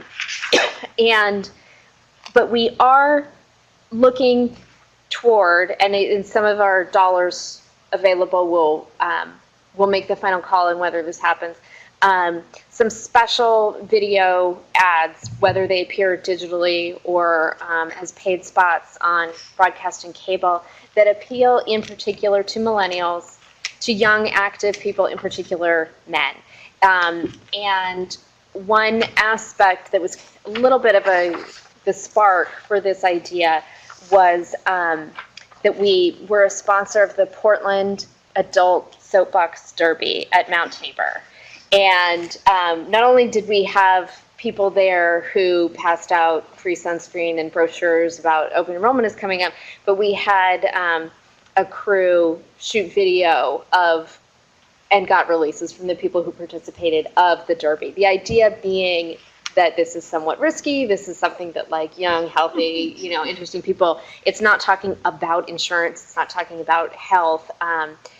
Working that into a video, really the bottom line message being like, you're active, you're an adventurer, protect yourself from the types of health costs that come from an unexpected injury. You're not going to go to motocross out at PIR? Oh, that could be fun too. So provided that everything works out dollars-wise to produce this will have a much different look and feel. Will be a little bit jazzier, a little bit fun, as opposed to the very direct, simple messages that we've had. I'll stop there. I'll pause there for a moment because now I'm going into our other outreach methods that are run by my colleagues in different areas of the marketplace. So I'm happy to answer any questions you have about the things I've mentioned so I far. have a quick question for Jeremy, and then maybe let you reflect on it. Have we tracked what's happened to the people who have fallen off with redetermination? What's that, 150,000 people? Yeah, it's a good question. In terms of what happened to them, have they gone to the Have they exchange? gone to the marketplace? I can actually- You can, I okay. can actually jump on that because as of this week, we meaning Marketplace and the OHA team, we're working together to partner up and get information about who they're offboarding as determined ineligible for Medicaid so that we can do a warmer handoff and provide them with information, or rather their options through the marketplace, and hopefully get them tax credits and help them better costs lower. So that's one of the tactics that's new and that we're going to be doing this year is making sure whether it's 115,000 or it's just 55,000 that they've currently closed, at least make sure that we get information from OHA to make sure that they are aware of their marketplace options. Yeah, it's important to remember the large majority of that 55,000 that dropped off because they didn't respond. So they either, whatever reason. So it doesn't, we don't know if they moved or what. I have a question for you, and if you know, as far as specific sources as an organization or other insurance carriers that are in the room, when a client calls in who got taken off of Oregon Health Plan, what's your guys' messaging to direct them back into the marketplace or direct or, how's that? Yeah, I mean, I think we usually don't get that call. Direct? No? No? Oh, well, it's, We get an enrollment list from yeah. OHA that says they're no longer enrolled. Yeah. So they're not going to reach out. No, like as a consumer saying. We may have a contact, and we'd have a contact, we would try to get Yeah, them like a consumer enrolled. saying, I need health insurance. No? Huh? That would not That be doesn't happen very common. I mean, I don't know as much as Chiquita does in terms of what the collaboration is, but I can just say my personal opinion is we need to keep working together and figuring out how we make sure we get folks handed off and try to keep folks falling between the cracks and figure out how we, as folks are leaving OHP, get hopefully smoothly transition. But you're seeing that most of them didn't respond versus no longer qualified. That's right. So there Over were, half. per the report at the legislature this week, there were like 55,000 that they've closed, 23,000 they've referred to healthcare.gov, and about 32,000 of those were closed because of non-response. So we're working together to at least to get everybody sued so that they can get another touch in case they might respond and in case they could be eligible for a place to come up.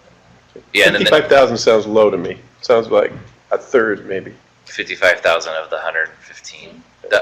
Of the 115, 55,000 are closed. The remainder were found to still be eligible. Okay. And then of that 55,000 that were closed, about half, roughly, were referred to healthcare.gov. The other half didn't respond. Now, those non-responders, OHP has a unique circumstance where you can actually be retroactively enrolled over the next 90 days. So if they show back up in an emergency room, if they moved, there's a chance that some of them may come back. So we won't really know the final number for a couple more months. What does that time frame cover with those numbers that you're giving, the 115,000 and then 55 terming? What do you mean? Is that like per month or is that since the No, beginning of the year? that was when the technology for Cover Oregon failed, we had to build a new Yeah, right, new the one eligibility system, system. so just as the one, so as of January? They gotten through about 90% of those, and then the final 10% of people whose eligibility need to be redetermined, that was 115,000, and there was a concerted effort over the last couple of months to sort of be all hands on deck to get through those. That's why that number sounds small to me. I'm thinking Yeah. about, I mean, our enrollment numbers in the CCOs are probably off by 10, 12% since the end of last year. Okay. Or the high numbers we have. You mean they've dropped that They've much? dropped. Yeah. Yeah, they've dropped. We've gone, I think, across the two CCOs from 66,000 members to 60,000. Yeah, I mean, enrollment has dropped about 150,000 since I started in the governor's office at the end of 2015. So that was the number I was thinking, yeah. So a question again also about that timelines on the people found ineligible. Do you know how old those ineligible decisions are? I'm trying to map out 60 days for an SEP on any of those. Right. Like, are some older than 60 days or? They're all from that chunk of 115. They're all within basically the last 90, a little bit more than. Oh, okay. So we would be messaging strictly about open enrollment. But I think it's important to remember. So that 115,000, that was just this concerted effort to get the final chunks who really folks who hadn't had a redetermination in the last couple of years. Right. Now we're back on sort of a normal cycle Right. of each month, new folks coming on and new annual redeterminations. So there's ongoing work here to make sure that we've got handoffs between OHP and DC. Right. And that's part of the conversations, is not just 55,000, it's also the ongoing. Yeah, good.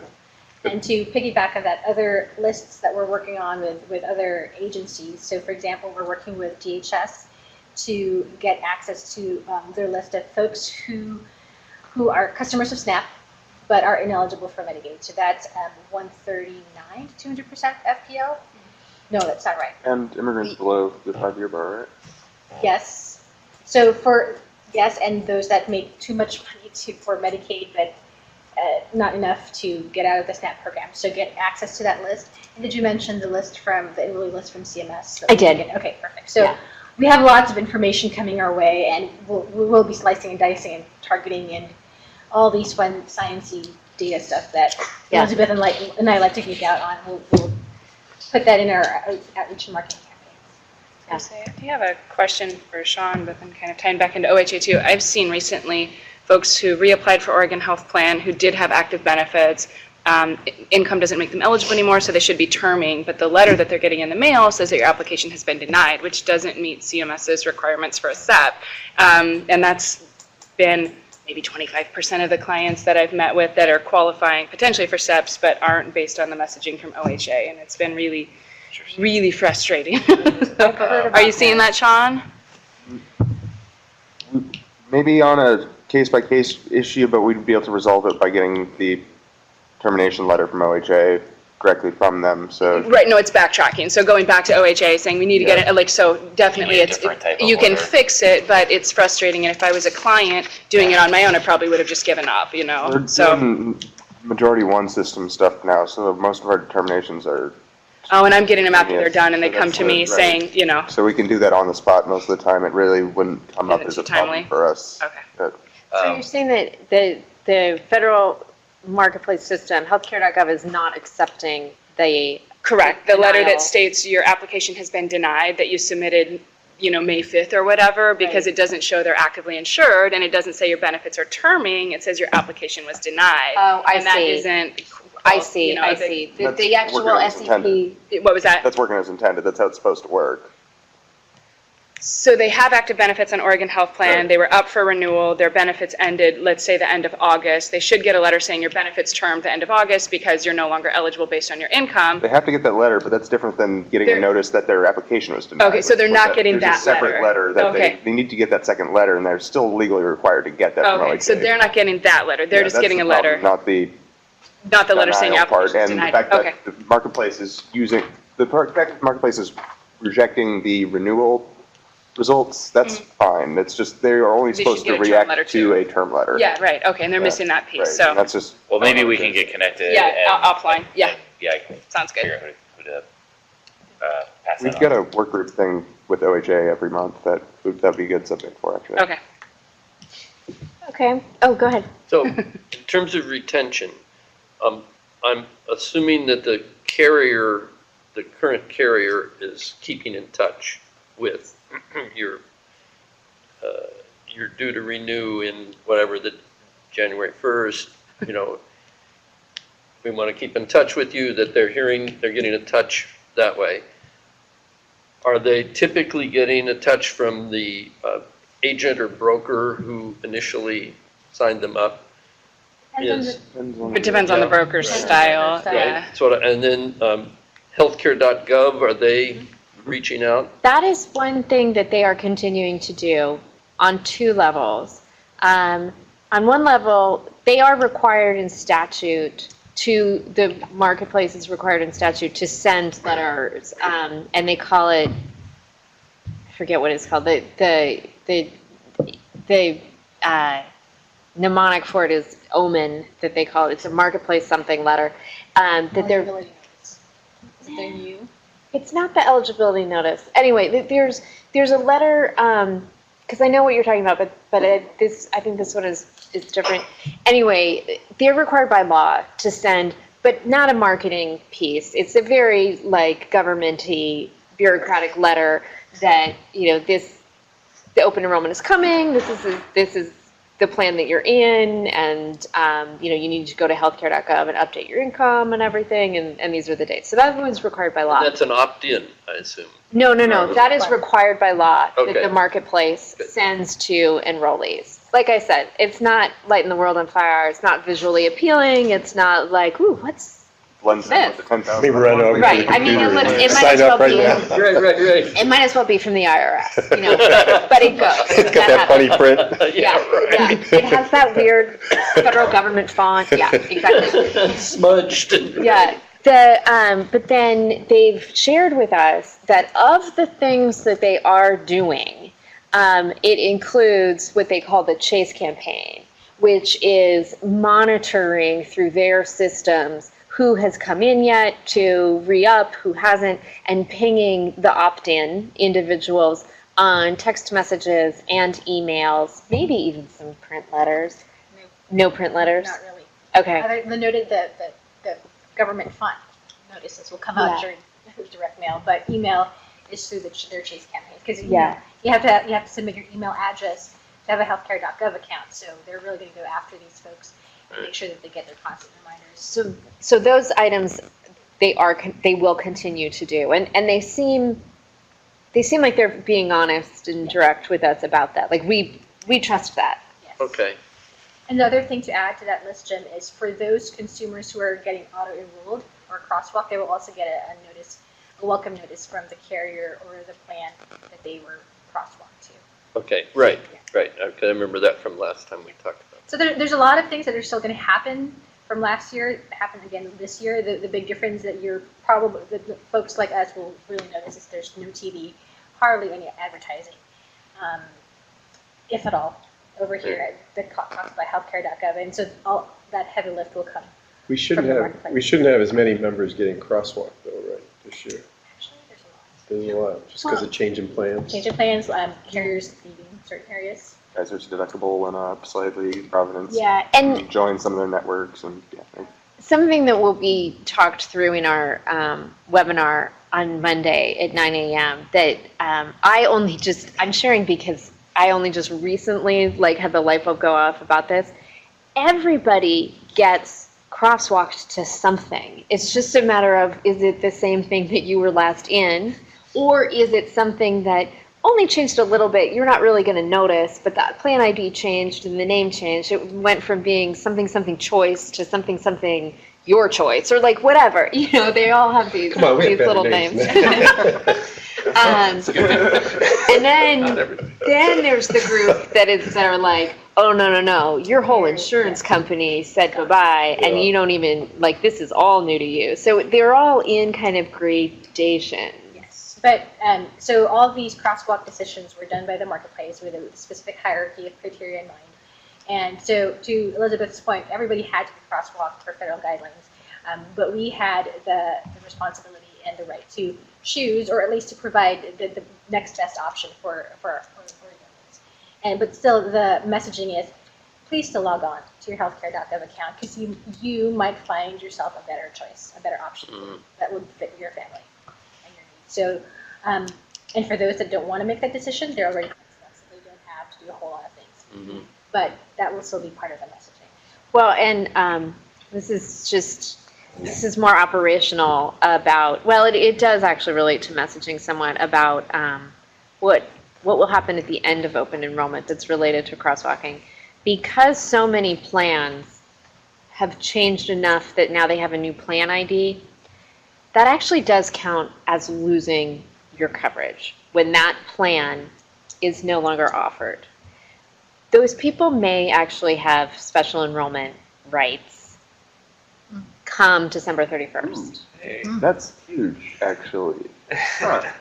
So that's not something that we want to message on the front end. We don't want anybody running out the clock. I'm waiting till the very last minute. Yeah, but it is something, and it's nearly impossible to explain in a broad-based message, what that even is. But it is something that we'll be consulting within agents and partners about, if you have somebody come scramble to you, oh my God, I missed the deadline, or whatever. Even if they were auto-enrolled into something, but their old plan ID ended, they may be eligible for a special enrollment period that will run until February. Until the end of February. So those letters from the carriers are important. So the client would need is the letter that the carrier sends out saying this plan changed. Right. Yeah. Right. So Amazing. Yeah. I can do all sorts of things. Yeah, I mean, and it I includes, wish the insurance division people were here. so, so yeah. Just that potentially could be an insurance division, insurance carrier issue, depending on how it's taken up. That seems Okay. like something that would be concerning for the other end of things. Yeah, sure. Yeah, I defer to your expertise on that, yeah.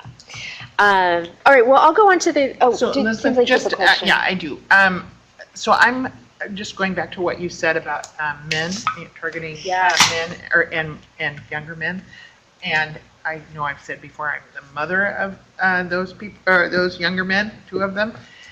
And it strikes me that if you see a predominance of young men coming in with a parent saying, I want to do this, is there any marketing that's being targeted at the parents? Yes. Yes, so. Okay, Mom. Yes, Still no, Mom. so. My son only signed up, I mean, he did not have insurance for a year because I said, you must do it. Right, So right. So, yes, exactly what the execution will be, we're still tinkering around the edges. But without being so direct that it could be condescending, what we are trying to work in, both in a lot of our in-person outreach and will be a part of our earned media. So that's like interviews on local radio or like stories in the press is, open enrollment is coming up. If you already have coverage through an employer, healthcare, you don't need to do anything. But if someone in your family or whom you know doesn't have coverage, tell him it is So specific. November 1. The good thing is that they're too clueless to get condescending. well, you're not condescending to the parent. No. I mean, you are providing information to the Yeah. parent. Yeah. And Yeah. So I do think it's a. Yeah, it's something that we've already used in like a little, I think it was, we were able to submit a short article to, I think it was called like Willamette Family and Kids magazine. Obviously, the people who read that don't have adult children, but it was just kind of an explainer about what open enrollment was, that it's coming up, had that reference to, if you're already covered through a job, that's great. But do you know anybody who isn't? Maybe your brother-in-law or a favorite cousin, tell them November 1 is the date. So that's kind of the vibe that we're going for, and we'll look for other places where we can execute that. So do the research to find where the most likely accidents for young men, Right. motocross or truck crushing or whatever it is, and then target your ad to that market. Yeah, we do sponsor an event called Snowvana, which is I think like That's a good one. yeah, some That's things Oregon. like that. Yeah, just trying to get through with the message. But as you know, like insurance is already a hard sell. Nobody's excited about let me shop for coverage. You have to be a pretty big nerd to be like, let me compare these SBCs, but we're going to try. So in the time I have left, I'm just going to real quickly go through what the other. So what I just described to you is really under the umbrella of marketing, and I'm going to tell you a little bit about what's upcoming for outreach and assistance. We have 7 full-time marketplace outreach staff members, and they're assigned to different regions. Oh, this is working in? Oh, this is here. They are assigned to different regions in the state. They travel to their regions regularly, and they meet with local leaders and stakeholders. They distribute marketplace materials to places like community centers, libraries, etc. And they by now have pretty deep roots in those communities. So they stop by the chambers of commerce. They're connected with any community partners who are in their areas. When they're in the office, they are also the individuals who take calls from consumers in our call center. So they are really well equipped to meet the needs of the consumers. And it's great as an agent. They come to our communities and hold monthly meetings, and we didn't have that for a year or two in between Cover Oregon and healthcare.gov, and it's so nice to know somebody, shake their hand, they know who I am, I can call them, and it gives, I think, agents the support they need to continue to be in this area, 'cause it's challenging and changes a lot, so. So it's Amy. Amy over Coven, there. yeah, and she's been there for a year, and it's been wonderful. Yeah. I really appreciate her services and just having a relationship with her, so. Nice. I believe this is one of the ways I try to gather intel on state agencies, that I saw a job posting for one of those positions recently. Yes. Do you anticipate that there might be a vacancy at the beginning of open enrollment, or do you think it'll be filled by then? Well, and this is a net increase, this one, right? Oh, no, we have a limited duration that we're making. No, this is actually a permanent one. This is Marina? because Nina Rempel became Oh, permanent right. manager. So that should have closed on Friday. So we hope to have somebody hired by open enrollment. Plus, we also have some limited duration rotation folks in to help support our team. Because it's also not just QHP open enrollment November 1st. We're also the SHIDA staff. Right. Yeah. So we also have Medicare open enrollment on October 15th. Oh, go ahead. Did you? Oh. You're just breathing in. Their key, leg in the stool of outreach are our community partners. We support and fund community groups to do both outreach and application assistance.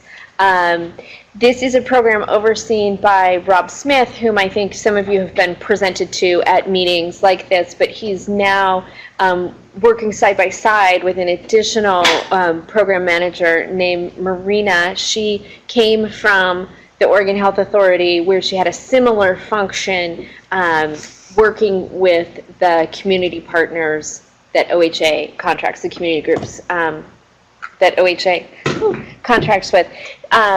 We have recently awarded 6 grants, to 6 community groups for the next plan year. They provide free in-person local enrollment assistance. These groups are the Asian Health and Service Center, Cascade AIDS Project, Northeast Oregon Network out of La Grande, Performance Health Technology, which is Salem area, Project Access Now. Sean can tell us all about Project Access Now, and the Reinhardt Clinic in Wheeler in Tillamook County. And I've listed where these are all based. Many of them will serve clients over the phone, so they're not limited to their physical space. Agents.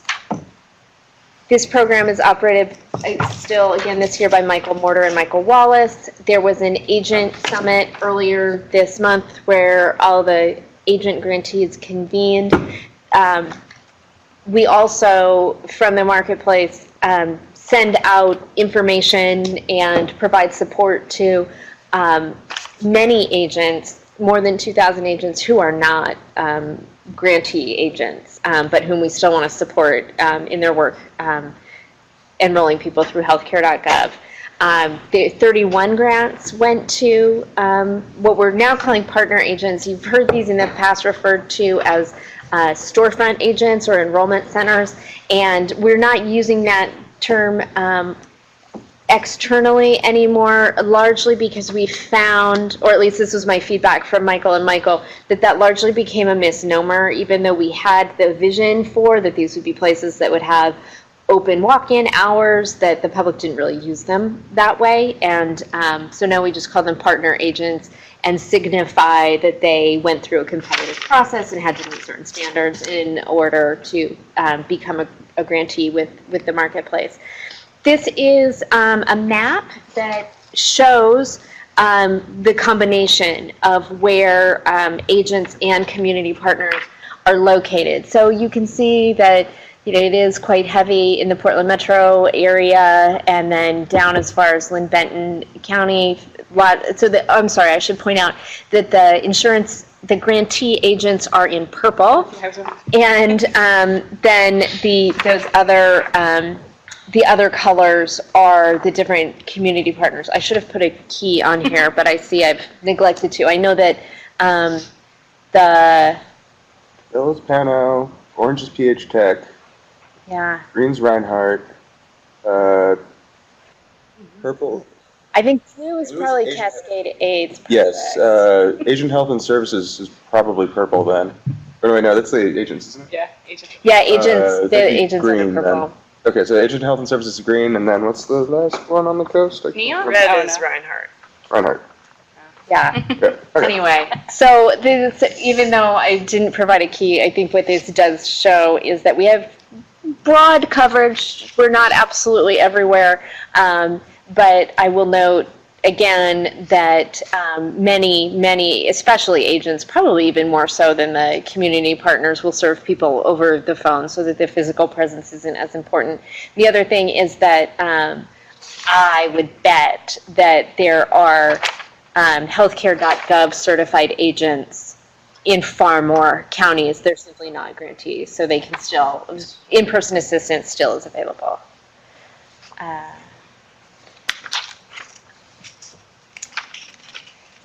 In addition, there's the outreach that OHA does, largely about OHP enrollment, but we work in collaboration with them, again, because the general public, they don't know which program they're going to be eligible for, and so we want to support one another. We attend their outreach meetings and share information, and there's a lot of cross-pollination of, kind of even the kind of thing you two were just talking about as far as the SEP and the documentation, that same kind of thing. Well, I experienced this, I experienced that. That happens with the marketplace community partners and the OHA community partners.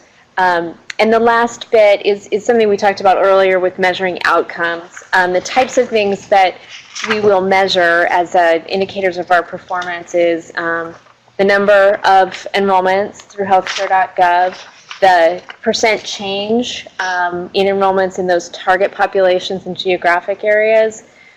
More of a process measure, but is still an indicator, is visits to our online directory of where to get help, especially because that's one of our key calls to action in our marketing is, go to OregonHealthcare.gov/get-help.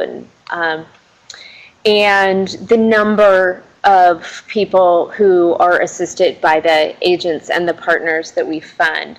This is something that's a really important number, especially, and it's a tricky one because there's kind of some philosophical issues behind it as it relates to Oregon Health Plan enrollments compared to marketplace enrollments. We're the marketplace, that's our job, that's one of our major performance indicators overall, and yet it is still a success when someone we've funded is able to enroll someone in whatever plan that they're eligible for. And so the Oregon Health Plan enrollments are still measured and important to us. Quite possibly both as well for immigrant populations. Oh, right, lots of, and also families that are, Status and- or just, the income, those 139 to 305, yeah. As I feel like I should always point out in this context, it's also worth bearing in mind. I know the marketplace staff bears this in mind, but I'm not sure everybody always does. The raw number isn't necessarily an indication of how kind of important the work is, because it might be that a particular partner or agent serves a relatively small number of people, but they happen to have extremely complicated cases, or they Right. really need the help, Right. and that's just as important, if not more so. Cascade AIDS might be a good example of that. They really focus on that one population. Right. I feel like this Yeah. is something that the federal government, for instance, perhaps deliberately sort of tried to obscure right. by pointing to what they consider to be a small number of signups under the Navigator Right. program. Yeah, at the same time, for those of you who didn't see the details on this. At the same time that the feds indicated that they were scaling back their advertising, they also indicated that the Navigator grants that they would send out would be proportionate to the same organizations they used the previous year. Those dollars would this year be in proportion to the number of enrollees that you signed up. And so, you know, as you're saying, when it's a very hard to serve, you know, a high needs, high complexity population, you may naturally have a very small number and there went your grant. Just too bad. Do we anticipate a problem, a big problem, a small problem in Oregon as a result of that?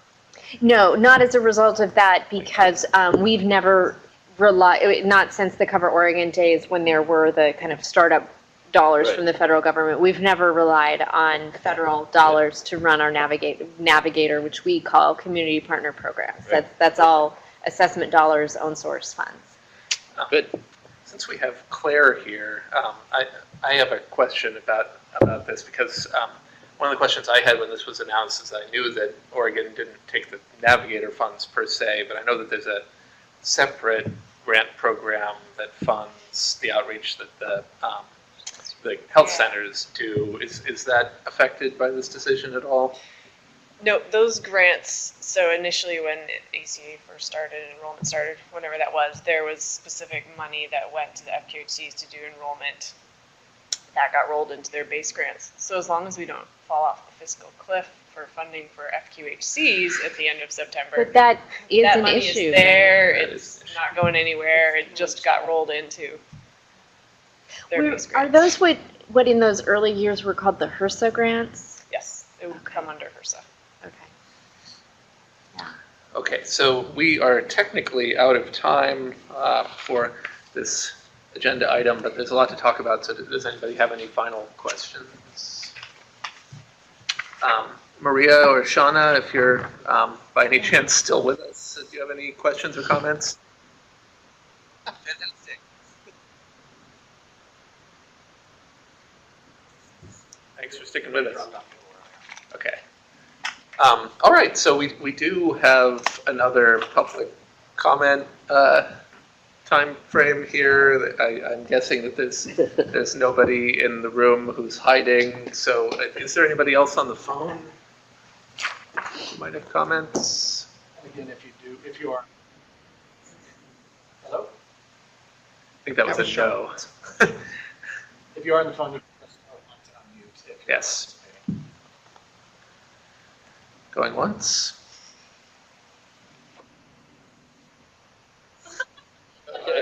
Twice. Sold. We are a little ahead of time, so if there's anything else people want to discuss for the good of the order, we can spend a few Cocktail minutes. hour can start now, right? I had just one thought as we were talking about targeting men and millennials. A number of the federally qualified health centers have recently received grant dollars for substance Yes, abuse I'm and still mental health here. counseling, particularly around the opioid crisis. No other So just comment wondering if from me. any Thank you for asking. advertisement, I know people don't generally love to talk about mental health, but if there's any way to target people who may need substance abuse or mental health services or think they might Right. want that in the future year, that is a covered benefit. We have done some social media around those topics, just on our Facebook and Twitter channels at different opportunities highlighted that.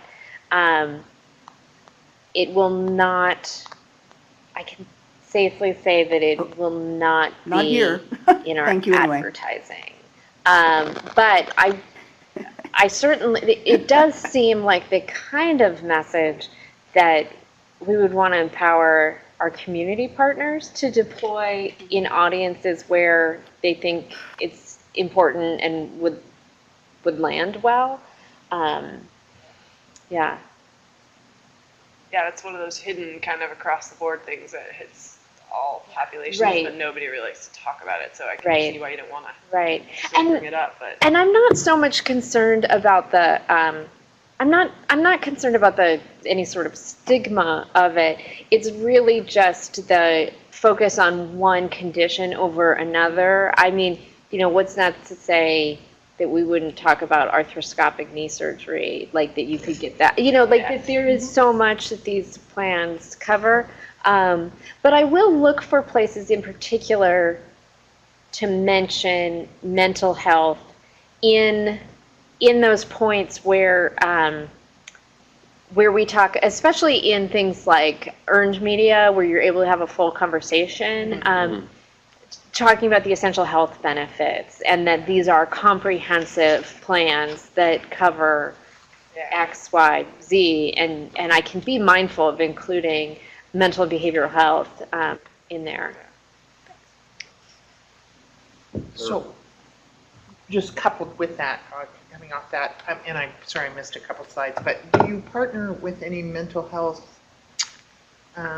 groups that, like hotlines, so that would provide information? Yeah, so not formally, but we do have a list of kind of allies that through one of our subcontractors, the Metropolitan Group, which is like a PR firm that does a lot of cause marketing, they maintain a list for us of different issue and advocacy organizations, so like a Planned Parenthood, and I'm certain that there are some different public health and mental health organizations on there that they reach out to with the request, please help us distribute these brochures, hang a poster, be a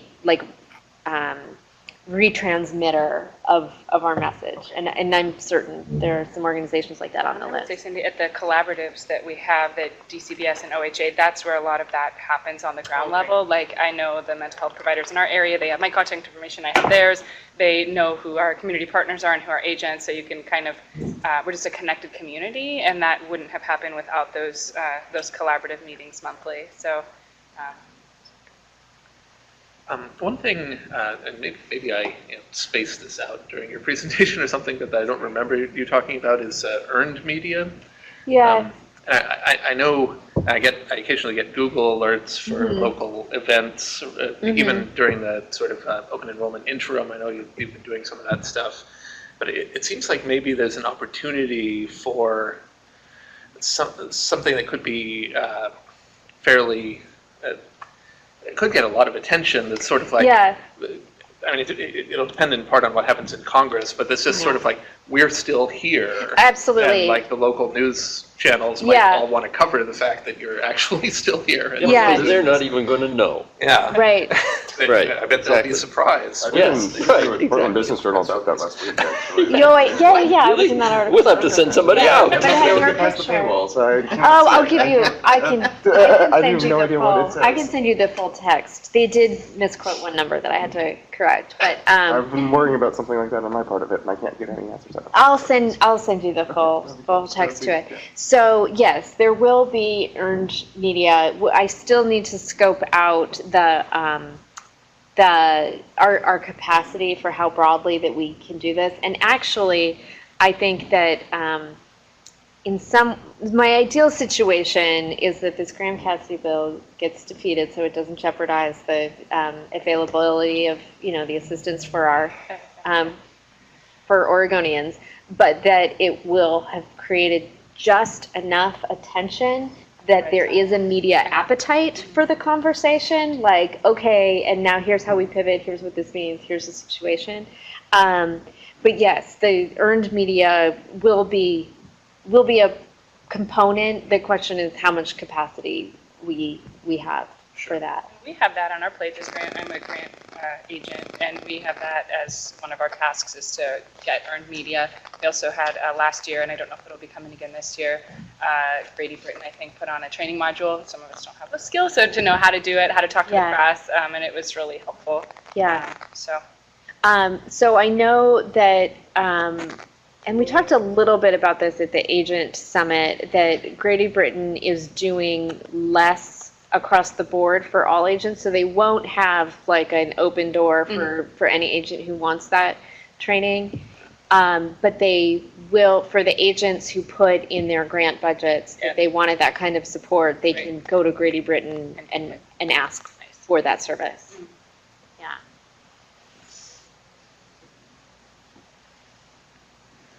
All right, well, I guess unless there's anything else, we're probably good to go.